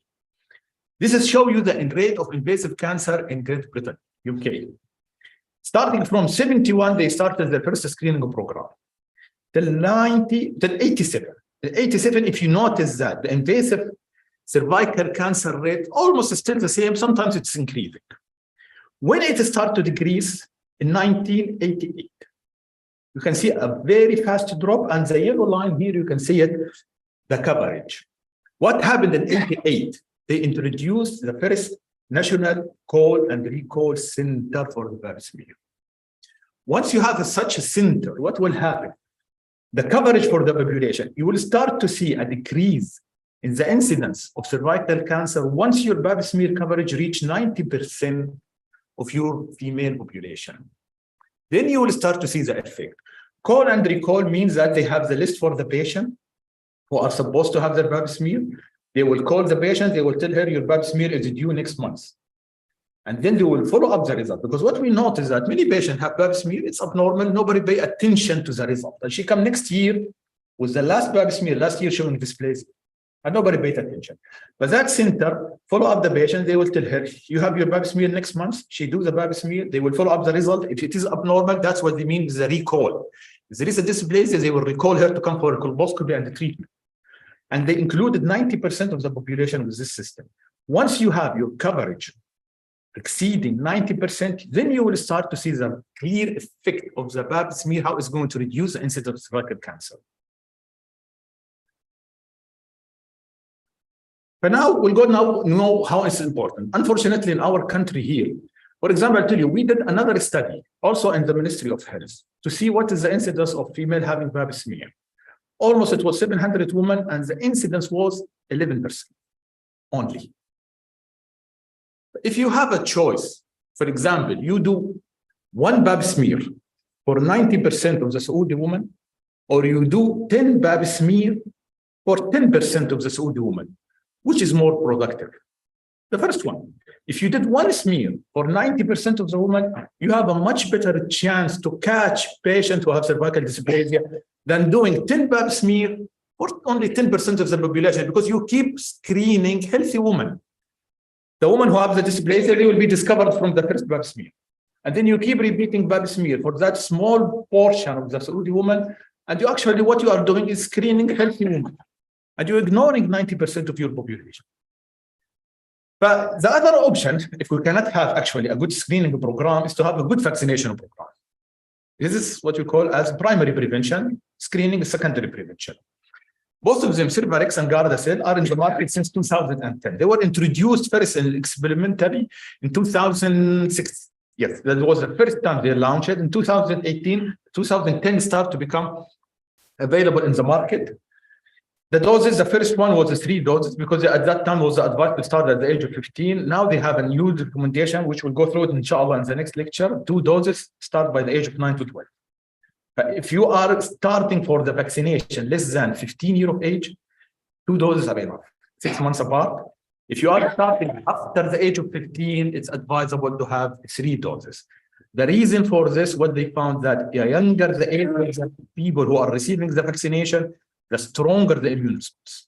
If you have young patient 9 to 10 years of age, you give them only 2 doses, they have a very good immune response. The level of immunobodies in their blood will be enough.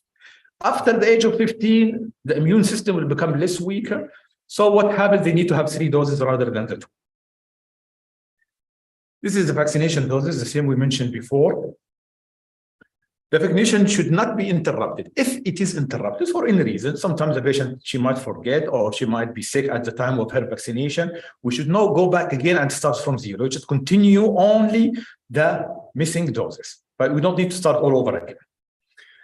The minimum interval are 4 weeks between the first and the second dose. We should not go less than 4 weeks, and 12 weeks between the second and the third dose. These are the minimum interval. So we can exceed, but we should not go less than that. And 5 months between the first and the second one.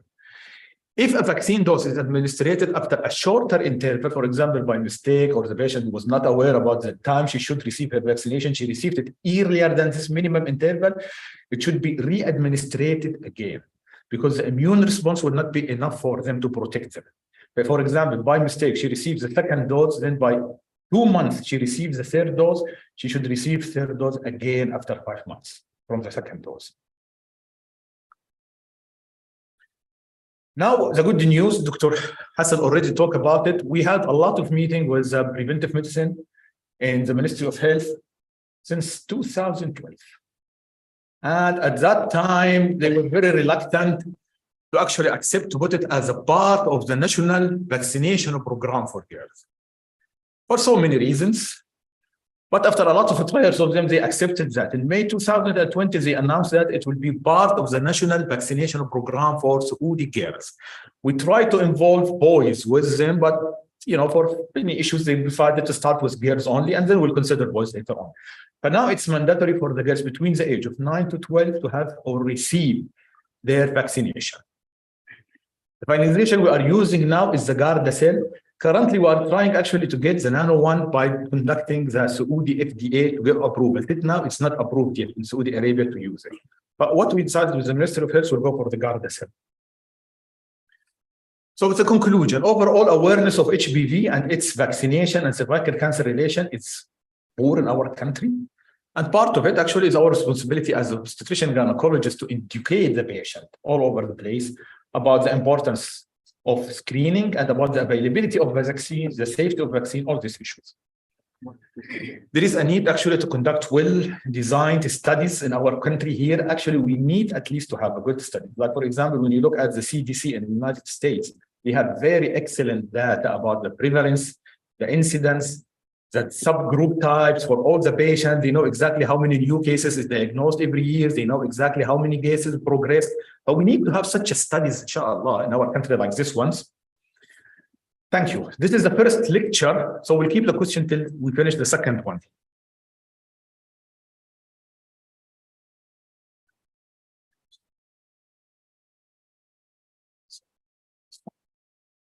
So thank you very much, Dr. Hani, for your presentation.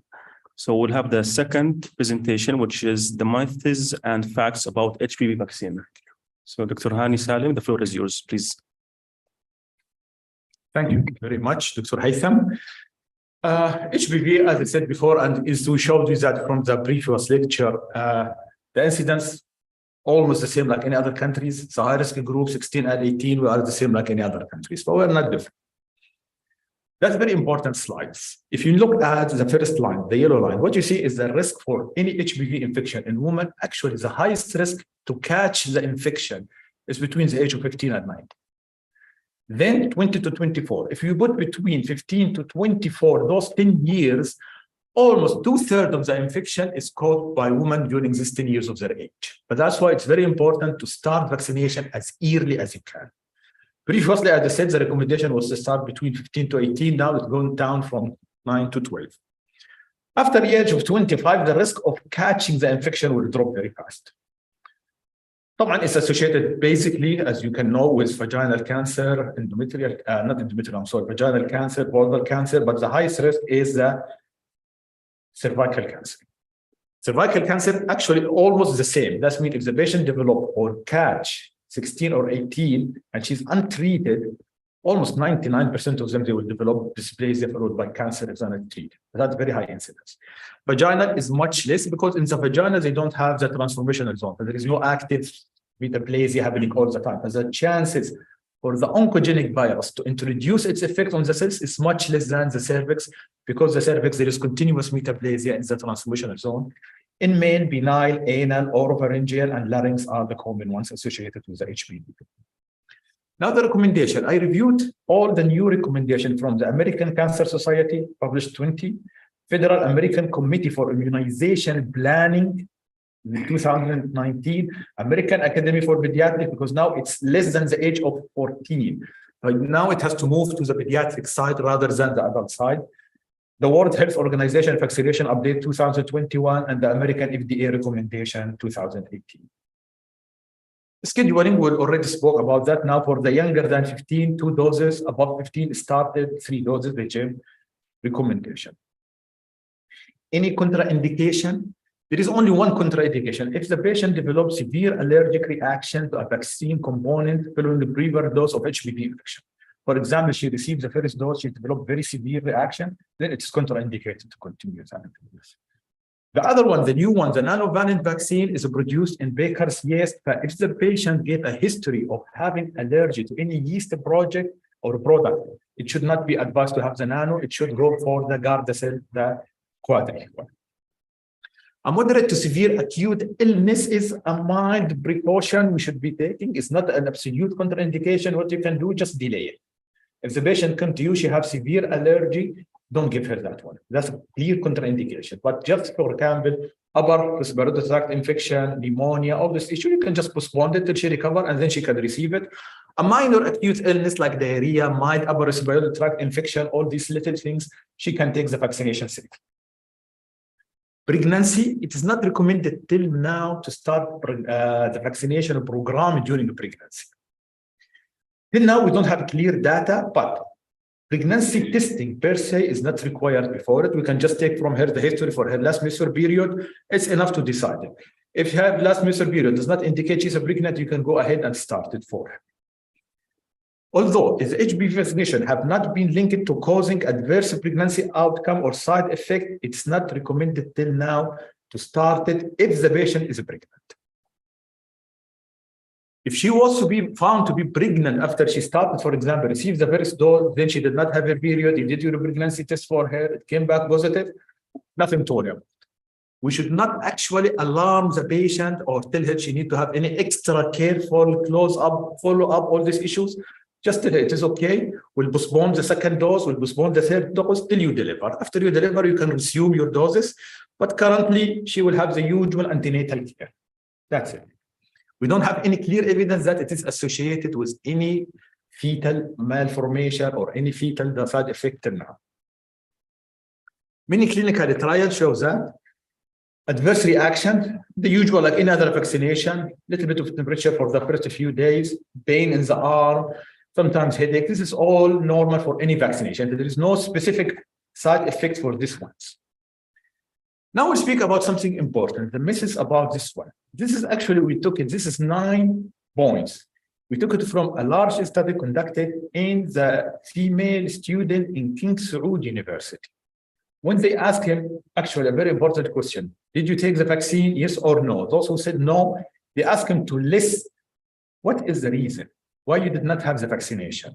And these are actually the 9 points they put for us. And what is surprising, if you looked at these 9 points, it is very similar to the other points internationally for everyone. We did a similar study, but we did not publish it yet, in Al Faisal University about female students.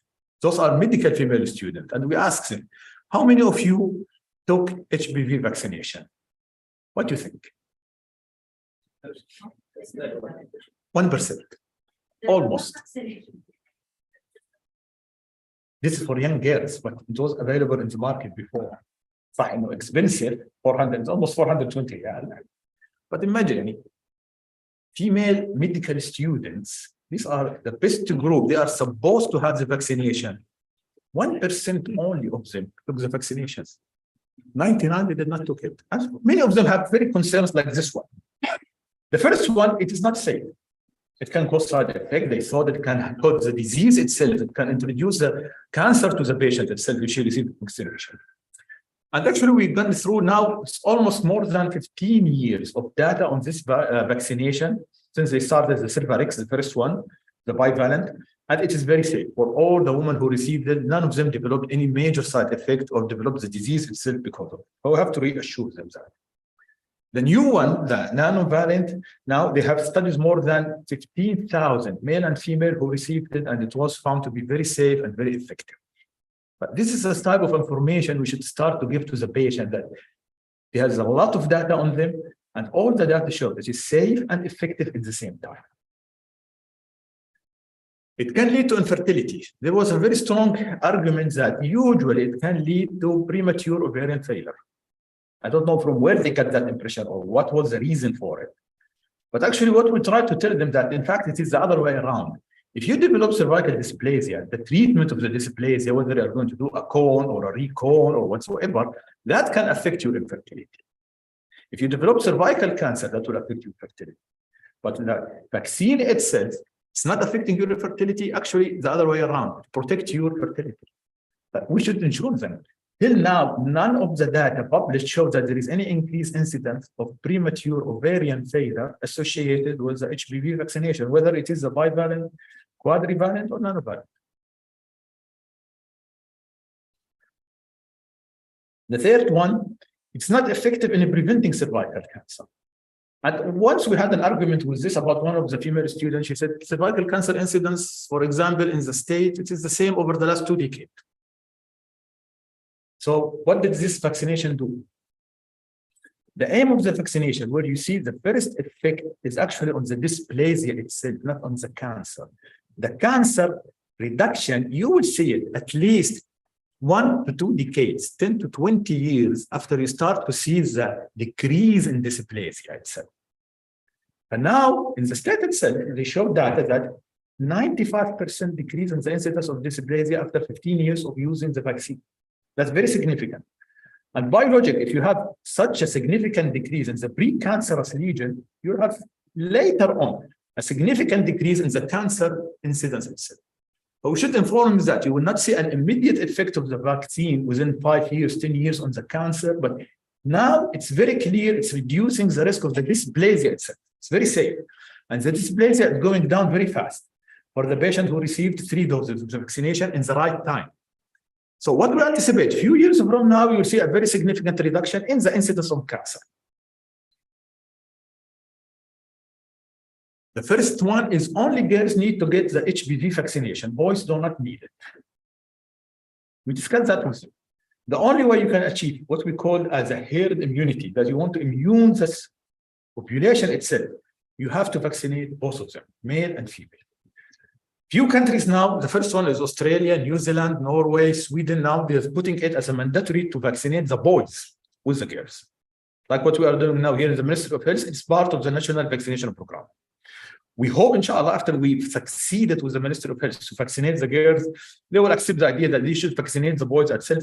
The boys are less risky, yes, but they are the carriers. But they can spread actually the virus between different females. But it's much better as the protection is to vaccinate both sex, female and male. Getting actually the HPV vaccination will encourage adolescents to have more sexual behavior. There was a very good study done on almost 500,000 of individuals who revealed that there was no increase in sexual activity after they received the vaccination. And when they studied, actually, they found that people who are going to have the vaccination are more health aware about themselves. They have more awareness about their health. And they are knowing better about having safe sex. But having the vaccination did not lead them actually to change that attitude to have less safe sex before compared to before. And we'll show you now another important point. It doesn't protect against enough strain of a human papilloma virus to be worth getting. At least we know that almost, as the studies we've done, even here in our country, in Saudi Arabia, 80% is related to HPV 16 and 18. If you can cover at least 16 and 18, and 11 and 16, and 11 and 12, you can have a chance that you will reduce both the dysplasia and the warts for the female and the male at the same time. But at least if you can cover that 4 times, which is a quadrivalent virus, that's very enough. The nanovirus will add more, but the one we have currently now here, the Godfair, is more than enough. But no, if you control those 4, you're controlling 80% of your chances to develop dysplasia or warts.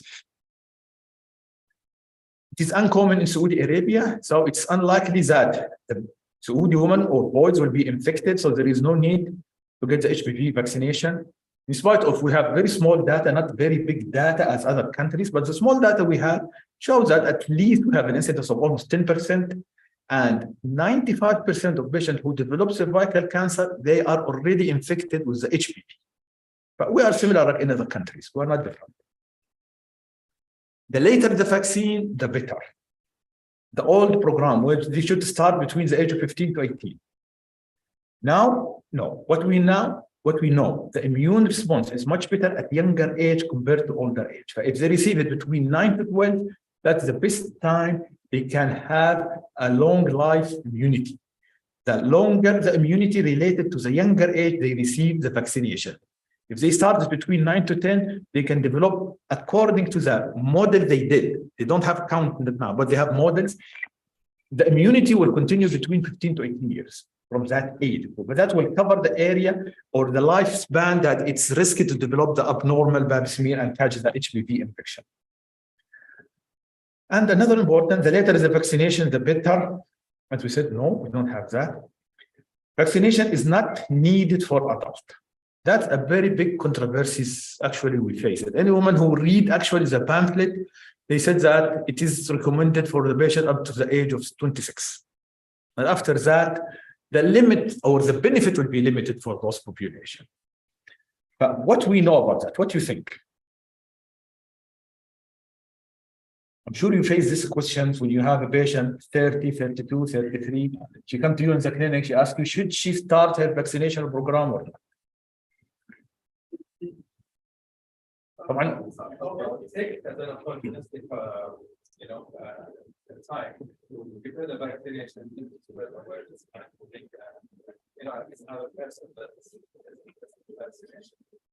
very good. Very good, excellent. It's a very good opportunistic chances to stimulate our society here. This patient who received it, you will spread the word. They did a model. Okay, the model actually in the state, come on, everything is money, but they have to make sure how much is the cost, how much is the benefit. What they found that if you start to vaccinate women over the age of 35 years of age, the benefit that you will reduce the chances of cervical dysplasia or abnormal Pap smear in general, or vaginal or vulval warts will be almost 1% only. But the benefit is very little. But what we should concentrate, as you said, it's very opportunistic chance that we should spread the information that vaccination is available, it is safe. She will vaccinate her daughters, her little sister, her younger sister, her relatives, he will stimulate them. And number two, it's harmless, it doesn't affect her. And the third one, we should concentrate on the high-risk adult group. For example, you have a patient came to you, she's almost having an abnormal Pap smear.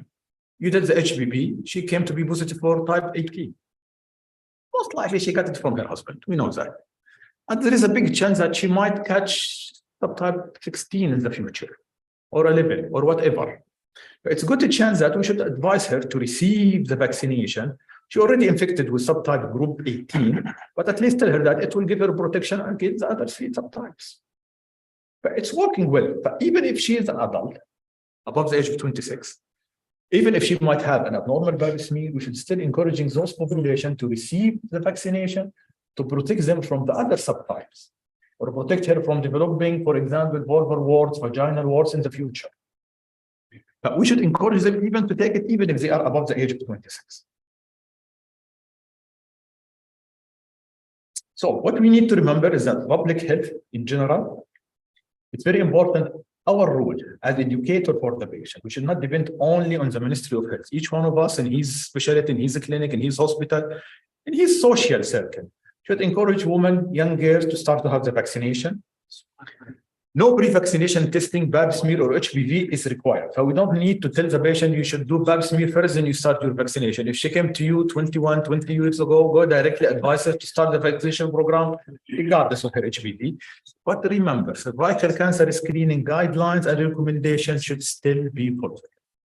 We should not tell the patient, if you receive your vaccination, complete program, 3 doses, you should ignore your screening. This is a big mistake. Or the recommendation now, the cervical cancer screening should be followed as accurate as we can for all the patients. We should advise her, continue your screening, receive the vaccination, but don't ignore the screening. The best protection is both of them, vaccination and accurate screening. the combination of early HPV vaccination and organized cervical cancer screening had the biggest potential to prevent thousands of cancer cases, but we should combine both. A new recommendation for the use of HPV vaccination is made as well, and the use now is available 9-valent in the state and some countries in Europe, not all of them yet. And hopefully in Saudi Arabia will have it very soon. Thank you very much.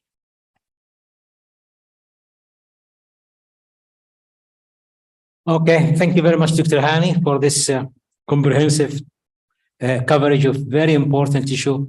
Good news are, number one, we start talking about it. For quite a long time, we pride ourselves of having massive institutions who are doing extravagant procedures to save lives, which is great, which I would call the hard skill. But the soft skill of going even to much cheaper, more effective prevention is a new concept, unfortunately. The good news is that in every nation it's not the same, by the way. Hard skill, very easy to learn. We have the money, we send you to the best place that money can buy. We train very well, you do surgery. Okay, but usually the education, they take very long time. The second good news is that it's part of the national now by the program. The third good news, we just finished in January, even about the national insurance governmental body that's going to pay after the privatization, and they are considered this as an essential part of it. So this is really another good news. I'm disheartened by the fact that there are 57% of those attending obstetric clinic don't have pap smear, because I was under the illusion at least we are very good at opportunistic screening. As a matter of fact, I thought we are over-screened those patients. So this is really bad. The information that we have about it, but there's even a paper about medical students from Higher by Dr. Fatma Tamimi, I think, showing that only 27% of them know the value of HPV related to the infection, the cancer. And the last point before I ask the question is, as they said, it's not effective for the cancer. And yes, we measure the pre-cancer. But also there is a Swedish study that's published in the new journal, a new medical journal in 2020, and that covered from January 2006 to December 2017, and showed that when you vaccinate, you go from 94 by 100,000 to 48. And I think we cannot find more solid result than that. Okay, so it's really very effective and it saves life. Okay, I'm hoping, and I think it's come as a necessity, that we will have an office for call and recall to see it. I mean, I just tell you that cervical cancer, for example, in some countries arrive to the level that they don't have enough cases to train their candidates, which is good news. Okay, now after this boring comment, we just open the floor for questions. So anyone?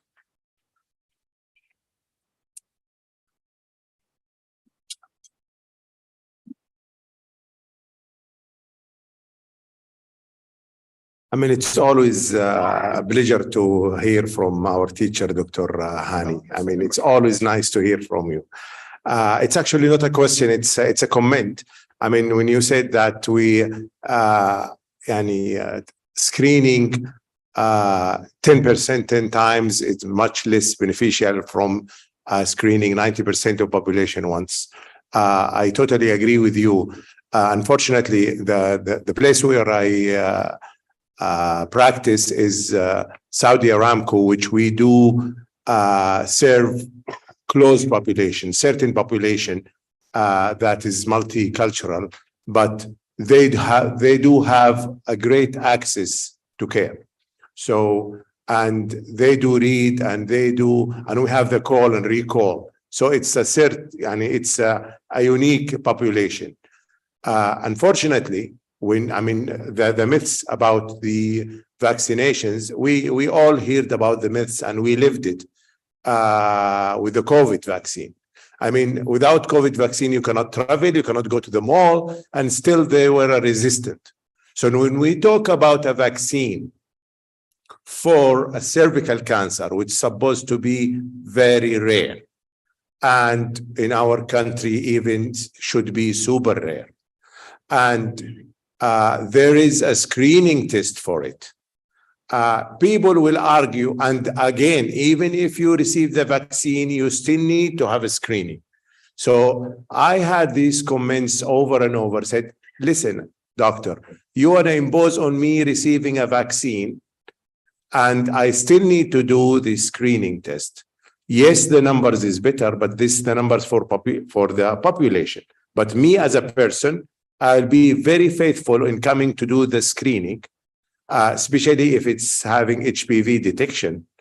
Why do I have to take another vaccine together with the list of vaccines that becoming introduced?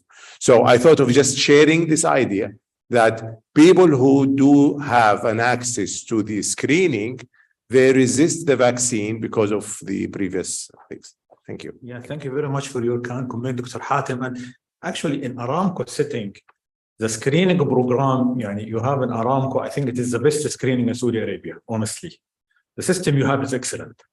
And that's why you have a very good protection for your population. We have that can spread to the other population. And the same, as you said, we have the same comment from every patient. She come to you, we advise her, take this vaccination. She will ask you immediately, okay, then I will stop the pap smear. No, you should continue. But she will ask, why should I take the vaccination? We try our best to explain further. It's like 2 lines of defense. This will give you primary prevention. This one will give you secondary prevention. But actually, you are protecting yourself in 2 lines rather than 1 line only. Dr. Hani, thank you very much for your educational lecture, I would say.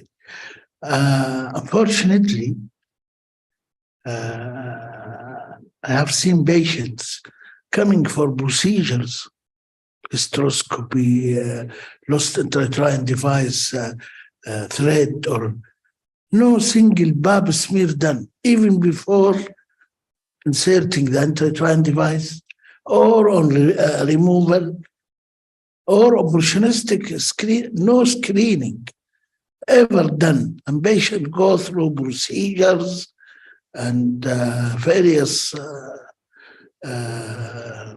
problems, and no single screen ever done. So I want your comment on that, please. Thank you, Dr. Muhammad. As you said, this is a fact. We all see it in our clinic. We all see it in our practice. You have a patient coming for so many procedures, as you said, and when you take history and review her file, you discover she did not have a single pap smear. And the biggest problem, she thinks she is protected because she has high vaginal swab. But she doesn't know what is the difference between this and this. But she's under the illusion that she is in the screening program. She's having screening. Nobody explained for her. She had culture, not a pap smear. But honestly, I think that's part, or the biggest part, is our responsibility. As a physician, we should explain for them the difference. We should encourage them that you should have an annual pap smear at least. Please. Maybe particularly there in the Western countries, there is a repercussion. And if a woman comes to your office and she has dysplasia, nothing was done, and you are practicing obstetrics, I mean, there is a high price for that. So maybe we have to little bit push our family physician, because unfortunately in USA, if you are practicing as an endocrinologist and you have 500 diabetic patients, your average hemoglobin A1C is above 8, it means you are not doing your job. So you will not get the reimbursement, no money. So, it is true. And actually, yes, if you have a strong legal system, it will mandate the medical actual practice to go after it. A very good example, the Bethesda system for the new classification for the cervical dysplasia. The reason behind it is legal issues. It's not medical issues. The legal issues that they should put a clear guidelines to be followed by gynecologists and obstetrician, that if you have a patient with so-and-so, you should do so-and-so. If you did not do so-and-so in the right time, you will be blamed for it. But the whole issue of doing this Bethesda system and doing all the screening, all the guidelines, everything is legal issue. Just to protect the physician from having suits. Any more questions? Okay, if there's no more questions, we'll answer some from the Zoom. So, Dr. Hani, the first question, can we give the vaccine for a woman who is on oral contraceptive pills? Yes, it's safe. Okay, and the other question is not clear. Please, what is the uptake rate for the vaccine so far? I don't know what he or she does mean, maybe the uptake in Saudi Arabia, or they mean the, as you mentioned in the presentation, that the vaccine, it will protect up to 90%. I think the uptake, she means how many Saudi female receive the vaccine. Unfortunately, we don't have any It's data. very difficult to answer this question. So the question, the other one is, in case of skin infection, can women take the vaccine?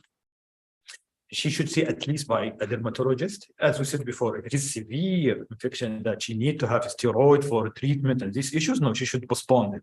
But for example, if she has mild eczema, if she has just nipple, something like that, she can go ahead and detect it. But she should see her dermatologist first. Yeah. If she's going to be started on a steroid, she should postpone it. Exactly. If she does not need it, she needs the usual medication, she can go ahead. This is very important because I have a recent patient.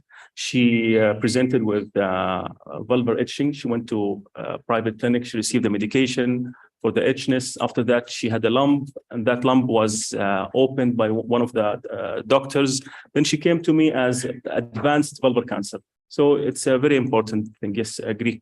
So the last question, what is the level of healthcare, primary, secondary, or tertiary, is cervical cancer screening provided in Saudi Arabia? Currently, we have only secondary and tertiary. Primary, unfortunately, we do not have any screening program in the primary care centers till now. It's not introduced. We had a lot of discussion about this with the Ministry of Health, the preventive medicine.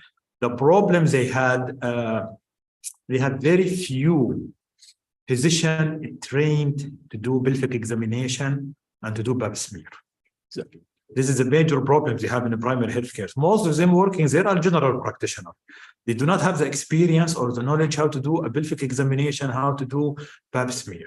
What we suggested for them is that they should have a nurse practitioner who should do a training at least 3 months to do a pelvic examination, pap smear, and half vaginal swab. And then this nurse practitioner will be distributed in the primary health care. And the only way you can cover 90% of your female population is the primary health care centers. Okay. So Hassan, any question? No, just one statement, then I think we'll move on. Do you have any other question? Yeah, okay. Yeah, please go ahead. I'm not so sure about the effect. Like, yeah, I know the vaccination is very important and everything, but do you think that we will change? We will see any changes in the prevalence of HPV in the country where half of the population are actually not vaccinated? I'm talking about male.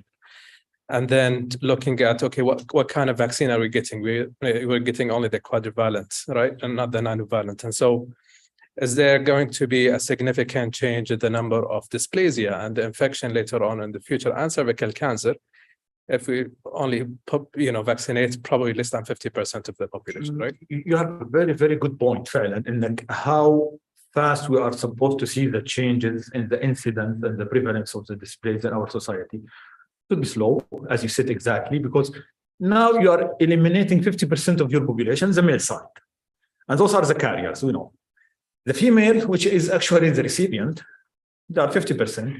You will see changes, but as you said, it will become very slow, very gradual. It wouldn't be like 5-10 years. It might be taking longer. But at least it's a good step that the Ministry of Health accepted to put it as part of the national program.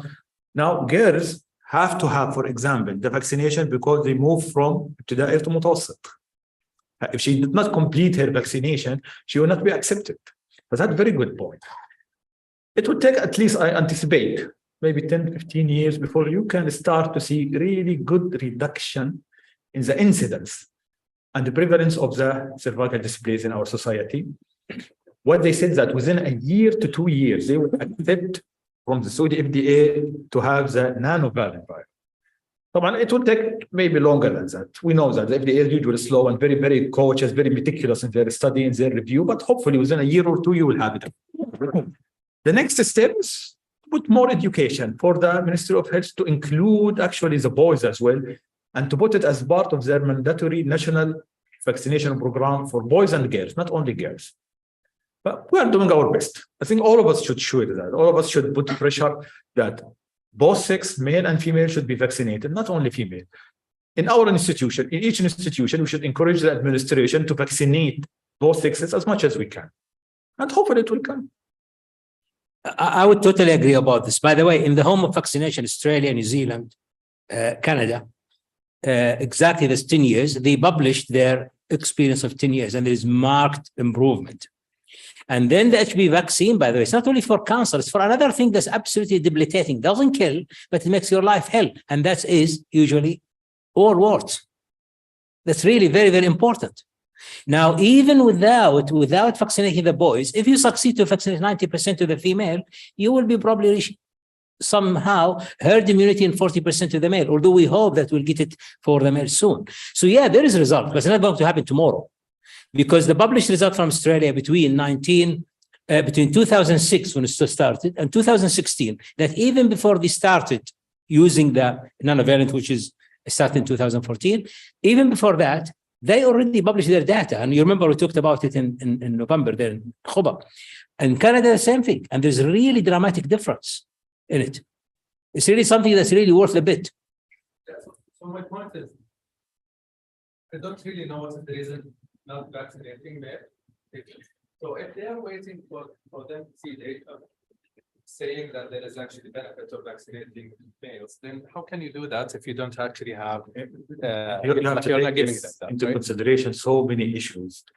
Part of it is social issues. Part of it also is financial issues. When you speak about vaccinating the whole society, the cost of the vaccination will be very high. But at least if you started by the high risk, the female, vaccinate them, and then you can start to suggest and you include more and more male, the financial issues will become more acceptable for the Ministry of Health. And the cost of the single dose is about 420 riyal till now. It's quite expensive.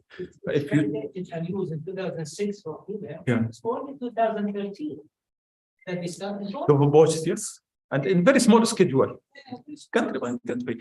You have to make the balance between all the issues. Socially, also for boys, not acceptable. It's more or less acceptable than women. You know what I mean? For boys to tell them that, okay, we know he will do that and he will do that, so it's better to vaccinate him. But socially, also for boys, it is less acceptable to vaccinate them. It will come, as Dr. Hassan said, gradually, very gradually. But I think eventually, everyone will be convinced it's a good vaccination for both male and female, and inshallah will become a national program for both of them. Yeah, I just want to highlight that in COVID-19 pandemic, I think Kingdom did one of the best in the world job. And we need to learn from that strategy and the will and the political power behind that. And United States failed 3-4 times, I think dozens of times. I mean, when their hospitals were overflowing. So I believe the community is ready, but do we have the infrastructure? And we have the will for the physician force to do. The example is just 2 years ago, COVID-19, mashallah, more than 90%. And we did not have that overflow situation, what happened in the United States. So this.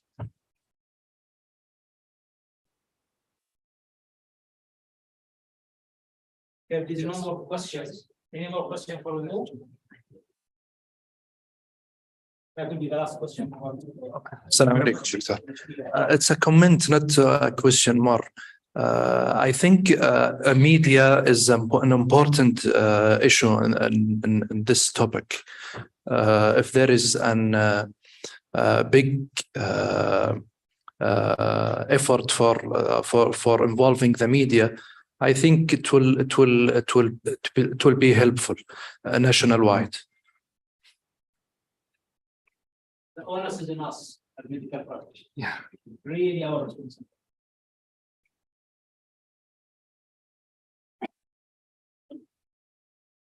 And now we are going to have Dr. Nashmiya that's talking about management of 10 tick. No, is that finished? I thought that you are warming up to talk. No, you're not. Okay, fine. All right. Okay. You finished already? Well, that's easy by day. Okay. Thank you very much.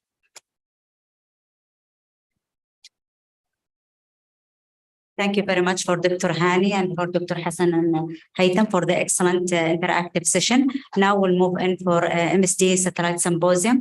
It's my pleasure to introduce our colleague, Dr. Aisha Al-Harbi. Dr. Aisha, she is a consultant medical oncologist from Prince Sultan Military Medical City. Dr. Aisha will be presenting to us the management of immunotherapy TKA at first event in advanced endometrial cancer patients.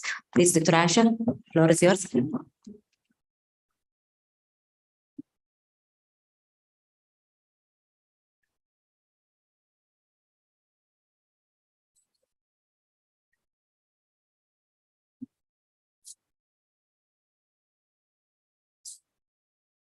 Okay. Thank you, Dr. Nishmiya. And I would like to thank also MSD for giving me this opportunity to present this presentation.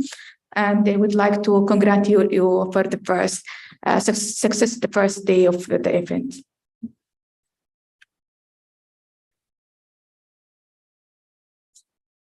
Still opening?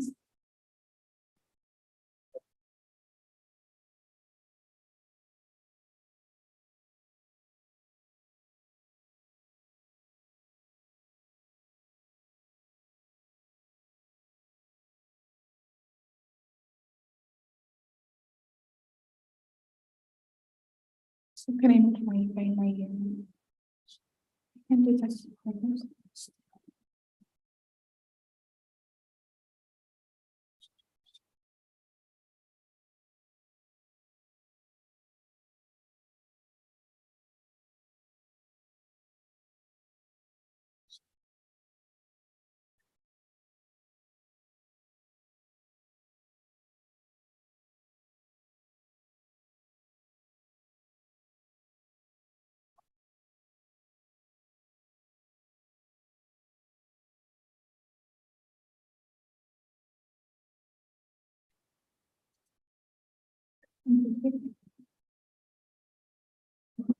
So as mentioned by Dr. Nishmiya, my presentation would be focused in the new combo, which is TKI immunotherapy in endometrial cancer, which is approved based on the keynote 775.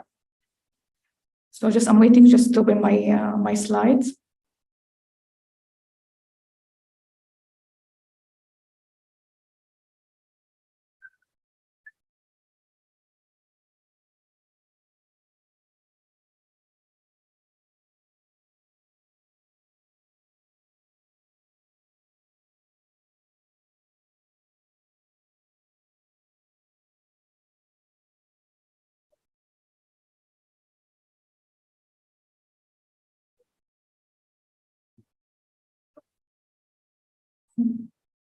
Right.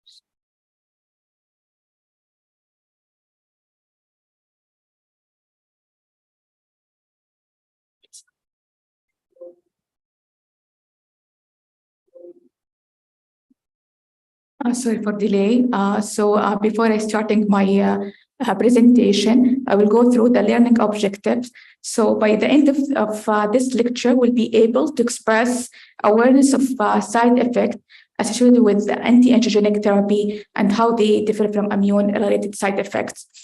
Also, we'll be able to differentiate etiology and presentation of overlapping toxicity with anti-angiogenic therapy and IO combination therapy.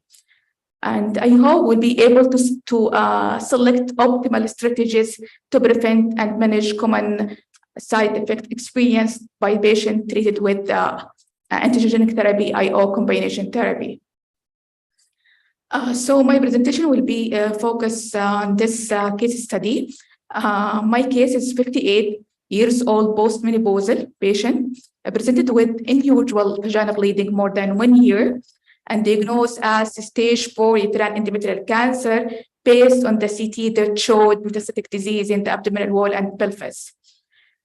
Patient underwent chemotherapy with platinum-based doublets and chemoradiation therapy and achieved partial response. 4 months later, patient developed disease progression. Other factor we need to know, patient has proficient mismatch repair, and also patient known case of hypertension and was stable or controlled with the AC inhibitor. My patient has excellent performance status and known also of non-insulin dependent diabetes.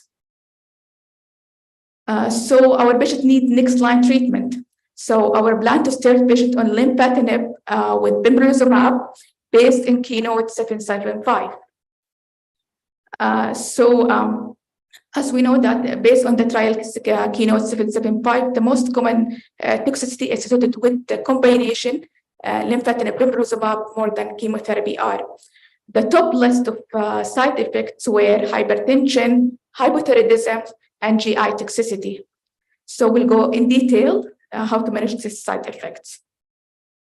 Timing is really matter. So this is a really useful slide that show time to first onset of side effects. As we see here, the majority of side effects happen in the first 10 to 12 weeks.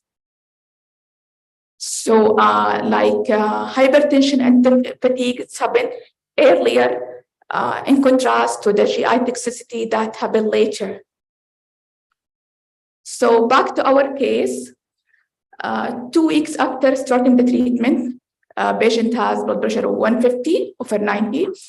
As I mentioned, my patient has hypertension and was controlled with the AC inhibitor. So hypertension associated with this combination, it's as per the study, it's about the incidence of hypertension about 64%, and grade 3 to 4 at about 38%, which is really high percentage. So hypertension is a class effect, as we know, of anti-angiogenic treatment, which is due to mechanism of action. Most common grades and grade 3 toxicity lead to reduction or dose reduction in the Keynote 775. As I mentioned, it happened in the first few weeks after initiation of therapy. So this is really important to close monitoring our patient in the clinic once we start the treatment. So they break down the management of hypertension in 3 parts: prevention, early detection, and effective management. Prevention, we have to know which patient at high risk of develop high blood pressure, especially patient with pre-existing hypertension, elderly patient with high body mass index. And if our patient has known of hypertension, we have to be sure that patient has normal blood pressure. The second part, early detection, patient starting the treatment. So monitoring blood pressure during therapy is really important. After 1 week, Q2 weeks for the first 2 months, and then at least monthly. And we have to educate our patient and caregiver to check his blood pressure, or he has to have blood pressure monitoring at home. And we have to educate our patient when he has to seek medical advice. So our patient develop hypertension, what do we have to do? So we need to start antihypertensive. It's not just a single medication that we give. We have to individualize our choice-based drug interaction, patient organ function, and for patient has a pre-existing hypertension, we have to either increase the dose or change the class to different class antihypertensive. And we have to consult internal medicine just to guide us in the treatment. The second part, dose modification, withhold for grade 3 despite the antihypertensive, and we have to discontinue treatment with the grade 4 hypertension. So again, back to our case, what if after initiation treatment, now patient has stable blood pressure and patient develop urine dipstick with reading of more than 2+. So proteinuria, one of the common side effects that presented with this combination, it's about, the incidence about 28%, and grade 3 to 4 about 5.4%. So as we know that proteinuria, it's common with anti-angiogenic therapy. Actually, pathophysiology is unknown, and median time to onset is later than the hypertension, which is presented with at 4.9 weeks based on the keynote 775. And important to know is proteinuria is a marker of nephrotoxicity. So how to manage proteinuria? Monitor a patient with serial dipstick urine analysis during therapy. So easiest way, when a patient came to receive his infusion of pembrolizumab, we can check at that time urine dipstick. If the patient develop with more than 2 urine dipsticks, reading should undergo 24-hour collection. So when we ask our patient to collect urine collection, we have to explain or cancel him why we not do this and why, just to relieve toxicity. And withhold lymphadeneb with the proteinuria more than 2 grams per 24 hours. And discontinue patient develop nephrotic syndrome. And we have to consult nephrologists once our patient develop proteinuria. And they mention here the grading and definition of each grade. Also back to our case, patient now has stable blood pressure, has no proteinuria. So after initiation treatment, patient develop immune-mediated toxicity. In the previous slide, we covered that TKI-related toxicity, and now we switch to pembrolizumab-related toxicity. Again, as I mentioned, timing is really matter. As we see here, this is as each side effect has a specific time point. As we see, usually skin rash and dermatological toxicity presented earlier, then colitis, then liver toxicity. And just I would like to highlight endocrinopathy. It can be presented any time, even after stopping the treatment of immunotherapy. So this is a really nice slide, show how to the differentiation between immune-mediated toxicity and TKI toxicity. As we know, immune-mediated toxicity reflects immune stimulatory mode of action of immune checkpoint inhibitor, can affect any organ. Usually it's reversible apart from endocrinopathy. If it's not detected early, can lead to severe and fatal side effects. Also dose independent. In contrast to TKI toxicity related to mode of action, and it's usually reversible, and also if not detected early, can lead to severe vital toxicity, and also it's dose dependent. And most common happen within the first few weeks after a treatment initiation. Managing immune-related side effect, we know each side effect had a specific grading system. And personally, I follow NCCN guidelines. We have other guidelines like ESMO, ASCO, and usually in the grade 1, we continue immune checkpoint inhibitor at managing symptom. Grade 2 usually withhold immunotherapy and administer oral steroid. But in grade 3 and 4, we have to, usually we give IV steroid and admit our patient. So most common adverse event or immune-related adverse event in keynote 775 include endocrinopathies and colitis. So back to our case. After initiation treatment, patient develop frequent loose water stool. this side effect, it's really tricky and tough because both immunotherapy and TKI can cause diarrhea. So we have like overall lab toxicity. Usually TKI toxicity and immune checkpoint at first event are usually not overlapping, but we have some side effects like diarrhea, fatigue, hypothyroidism. So how we can distinguish patients presented with such symptoms between either TKI related or immune therapy related? Sometimes timing, as we mentioned, is important.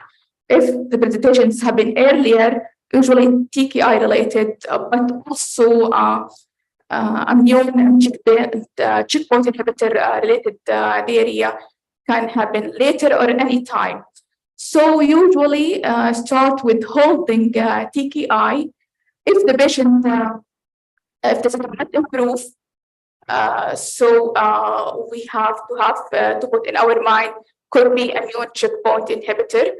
So we don't want to miss this idea. So as we know that immune checkpoint inhibitor related diarrhea, it's really serious and fatal side effect. And if a patient with dose modification or holding treatment has improvement, so this is answer our question. So I mentioned that we have some overlapping toxicity. Usually start with holding TKI, as TKI has shorter half-life than checkpoint inhibitor. GI-related toxicity, immune checkpoint inhibitor TKI combo. Each one has a specific grading and different management. So if patient has TKI-associated diarrhea, grade 1 and 2, usually symptom management, but the grade 3 and 4, we have to dose reduction or interruption may be necessary. In contrast to immune-mediated diarrhea, grade 1, sometimes we hold the immune checkpoint inhibitor, but in grade 2 or 3, we administer corticosteroid, either oral or IV. And if there is no response in 2-3 days, usually administer immunosuppressive agent. And of course, we have to consult subspecialty like gastroenterology. Manage other GI toxicity. We are facing other GI toxicity, which is common, like weight loss, reduced appetite, nausea, and vomiting, constipation. Weight loss, maybe it's happened later, and maybe due to reduced appetite or due to GI toxicity like nausea and vomiting. So using antiemetics may help, and dietary modification and nutritional support also may help our patients. So again, back to our case, what if after initial treatment, patient has abnormal function test? Our patient has TFT or thyroid stimulating hormone elafin at normal level from 0.5 to 5. Managing hypothyroidism, this is one of the common side effects we are facing with all immunotherapy. So we have to monitor thyroid function test every 4 to 6 weeks from initiation treatment. And we have to ask our patient about the classical symptoms of hypothyroidism like fatigue, weight gain, and edema. Also, sometimes we ask for antithyroid peroxidase antibodies just to see if there is any immune-related mechanism underlining the hypothyroidism. Management depends on the severity. We start thyroid hormone supplements for TSH more than 10. And I personally start my patient in thyroid function test and then refer my patient to the endocrinologist just to be sure that patient start the appropriate dose of thyroxine and monitoring TFT later on. And we know immune-related endocrinopathy is often irreversible, but usually we continue the immunotherapy. Again, back to our case, after initial treatment, patient develop unusual level of fatigue. As oncologists, we are facing fatigue a lot, and it's really a challenging side effect and may affect our patient quality of life. So fatigue is a common side effect, and in the combo lympho-pembrolizumab, the incidence is about 33%, and the grade 3 to 4 about 5.2%.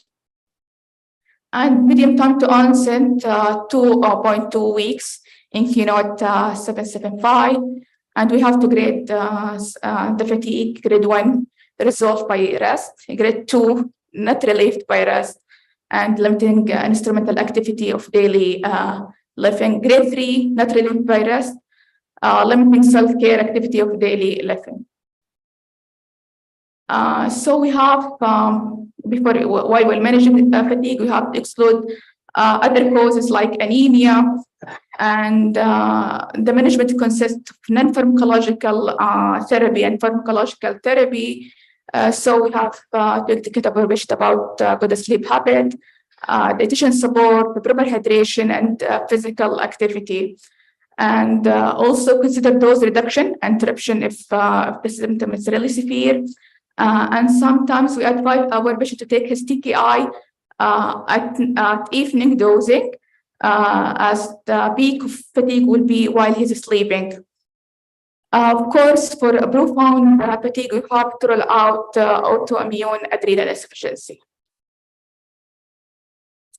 This is dose modification as per the trial. As we know that discontinuation, it was about 15% with in Keynote 775, and other trial combo that include lymphotinib and pembrolizumab as clear or as Keynote 581 in the RCC. So discontinuation rate range from 15% up to 16%. So the most important is educate our patient about the mode of action, immunotherapy, TKI, and possible side effect may happen, and emphasize our patient and caregiver how to deal with the side effect when he has to seek medical advice, and also giving our patient handout or wallet card to grade the side effects. Sometimes giving a prophylactic anti-diarrhea or anti-emetics really help. So in summary, hypertension is one of the early and most common side effects. Again, patient education, early recognition, close monitoring help in reducing side effect.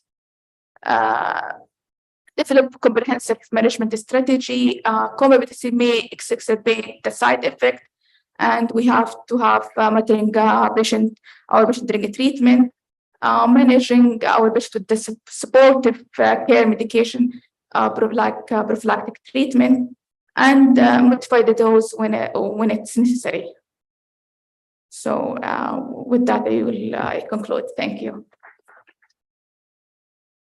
Thank you very much, Dr. Aisha, for an excellent presentation. Any question for Dr. Aisha before we close? I don't see any hand. Okay, thank you very much, Dr. Aisha. By this, we ended our sessions for today. Thank you very much for your attendance. And just reminders for tomorrow, we'll start, inshallah, at 8:30. Enjoy the night. Thank you.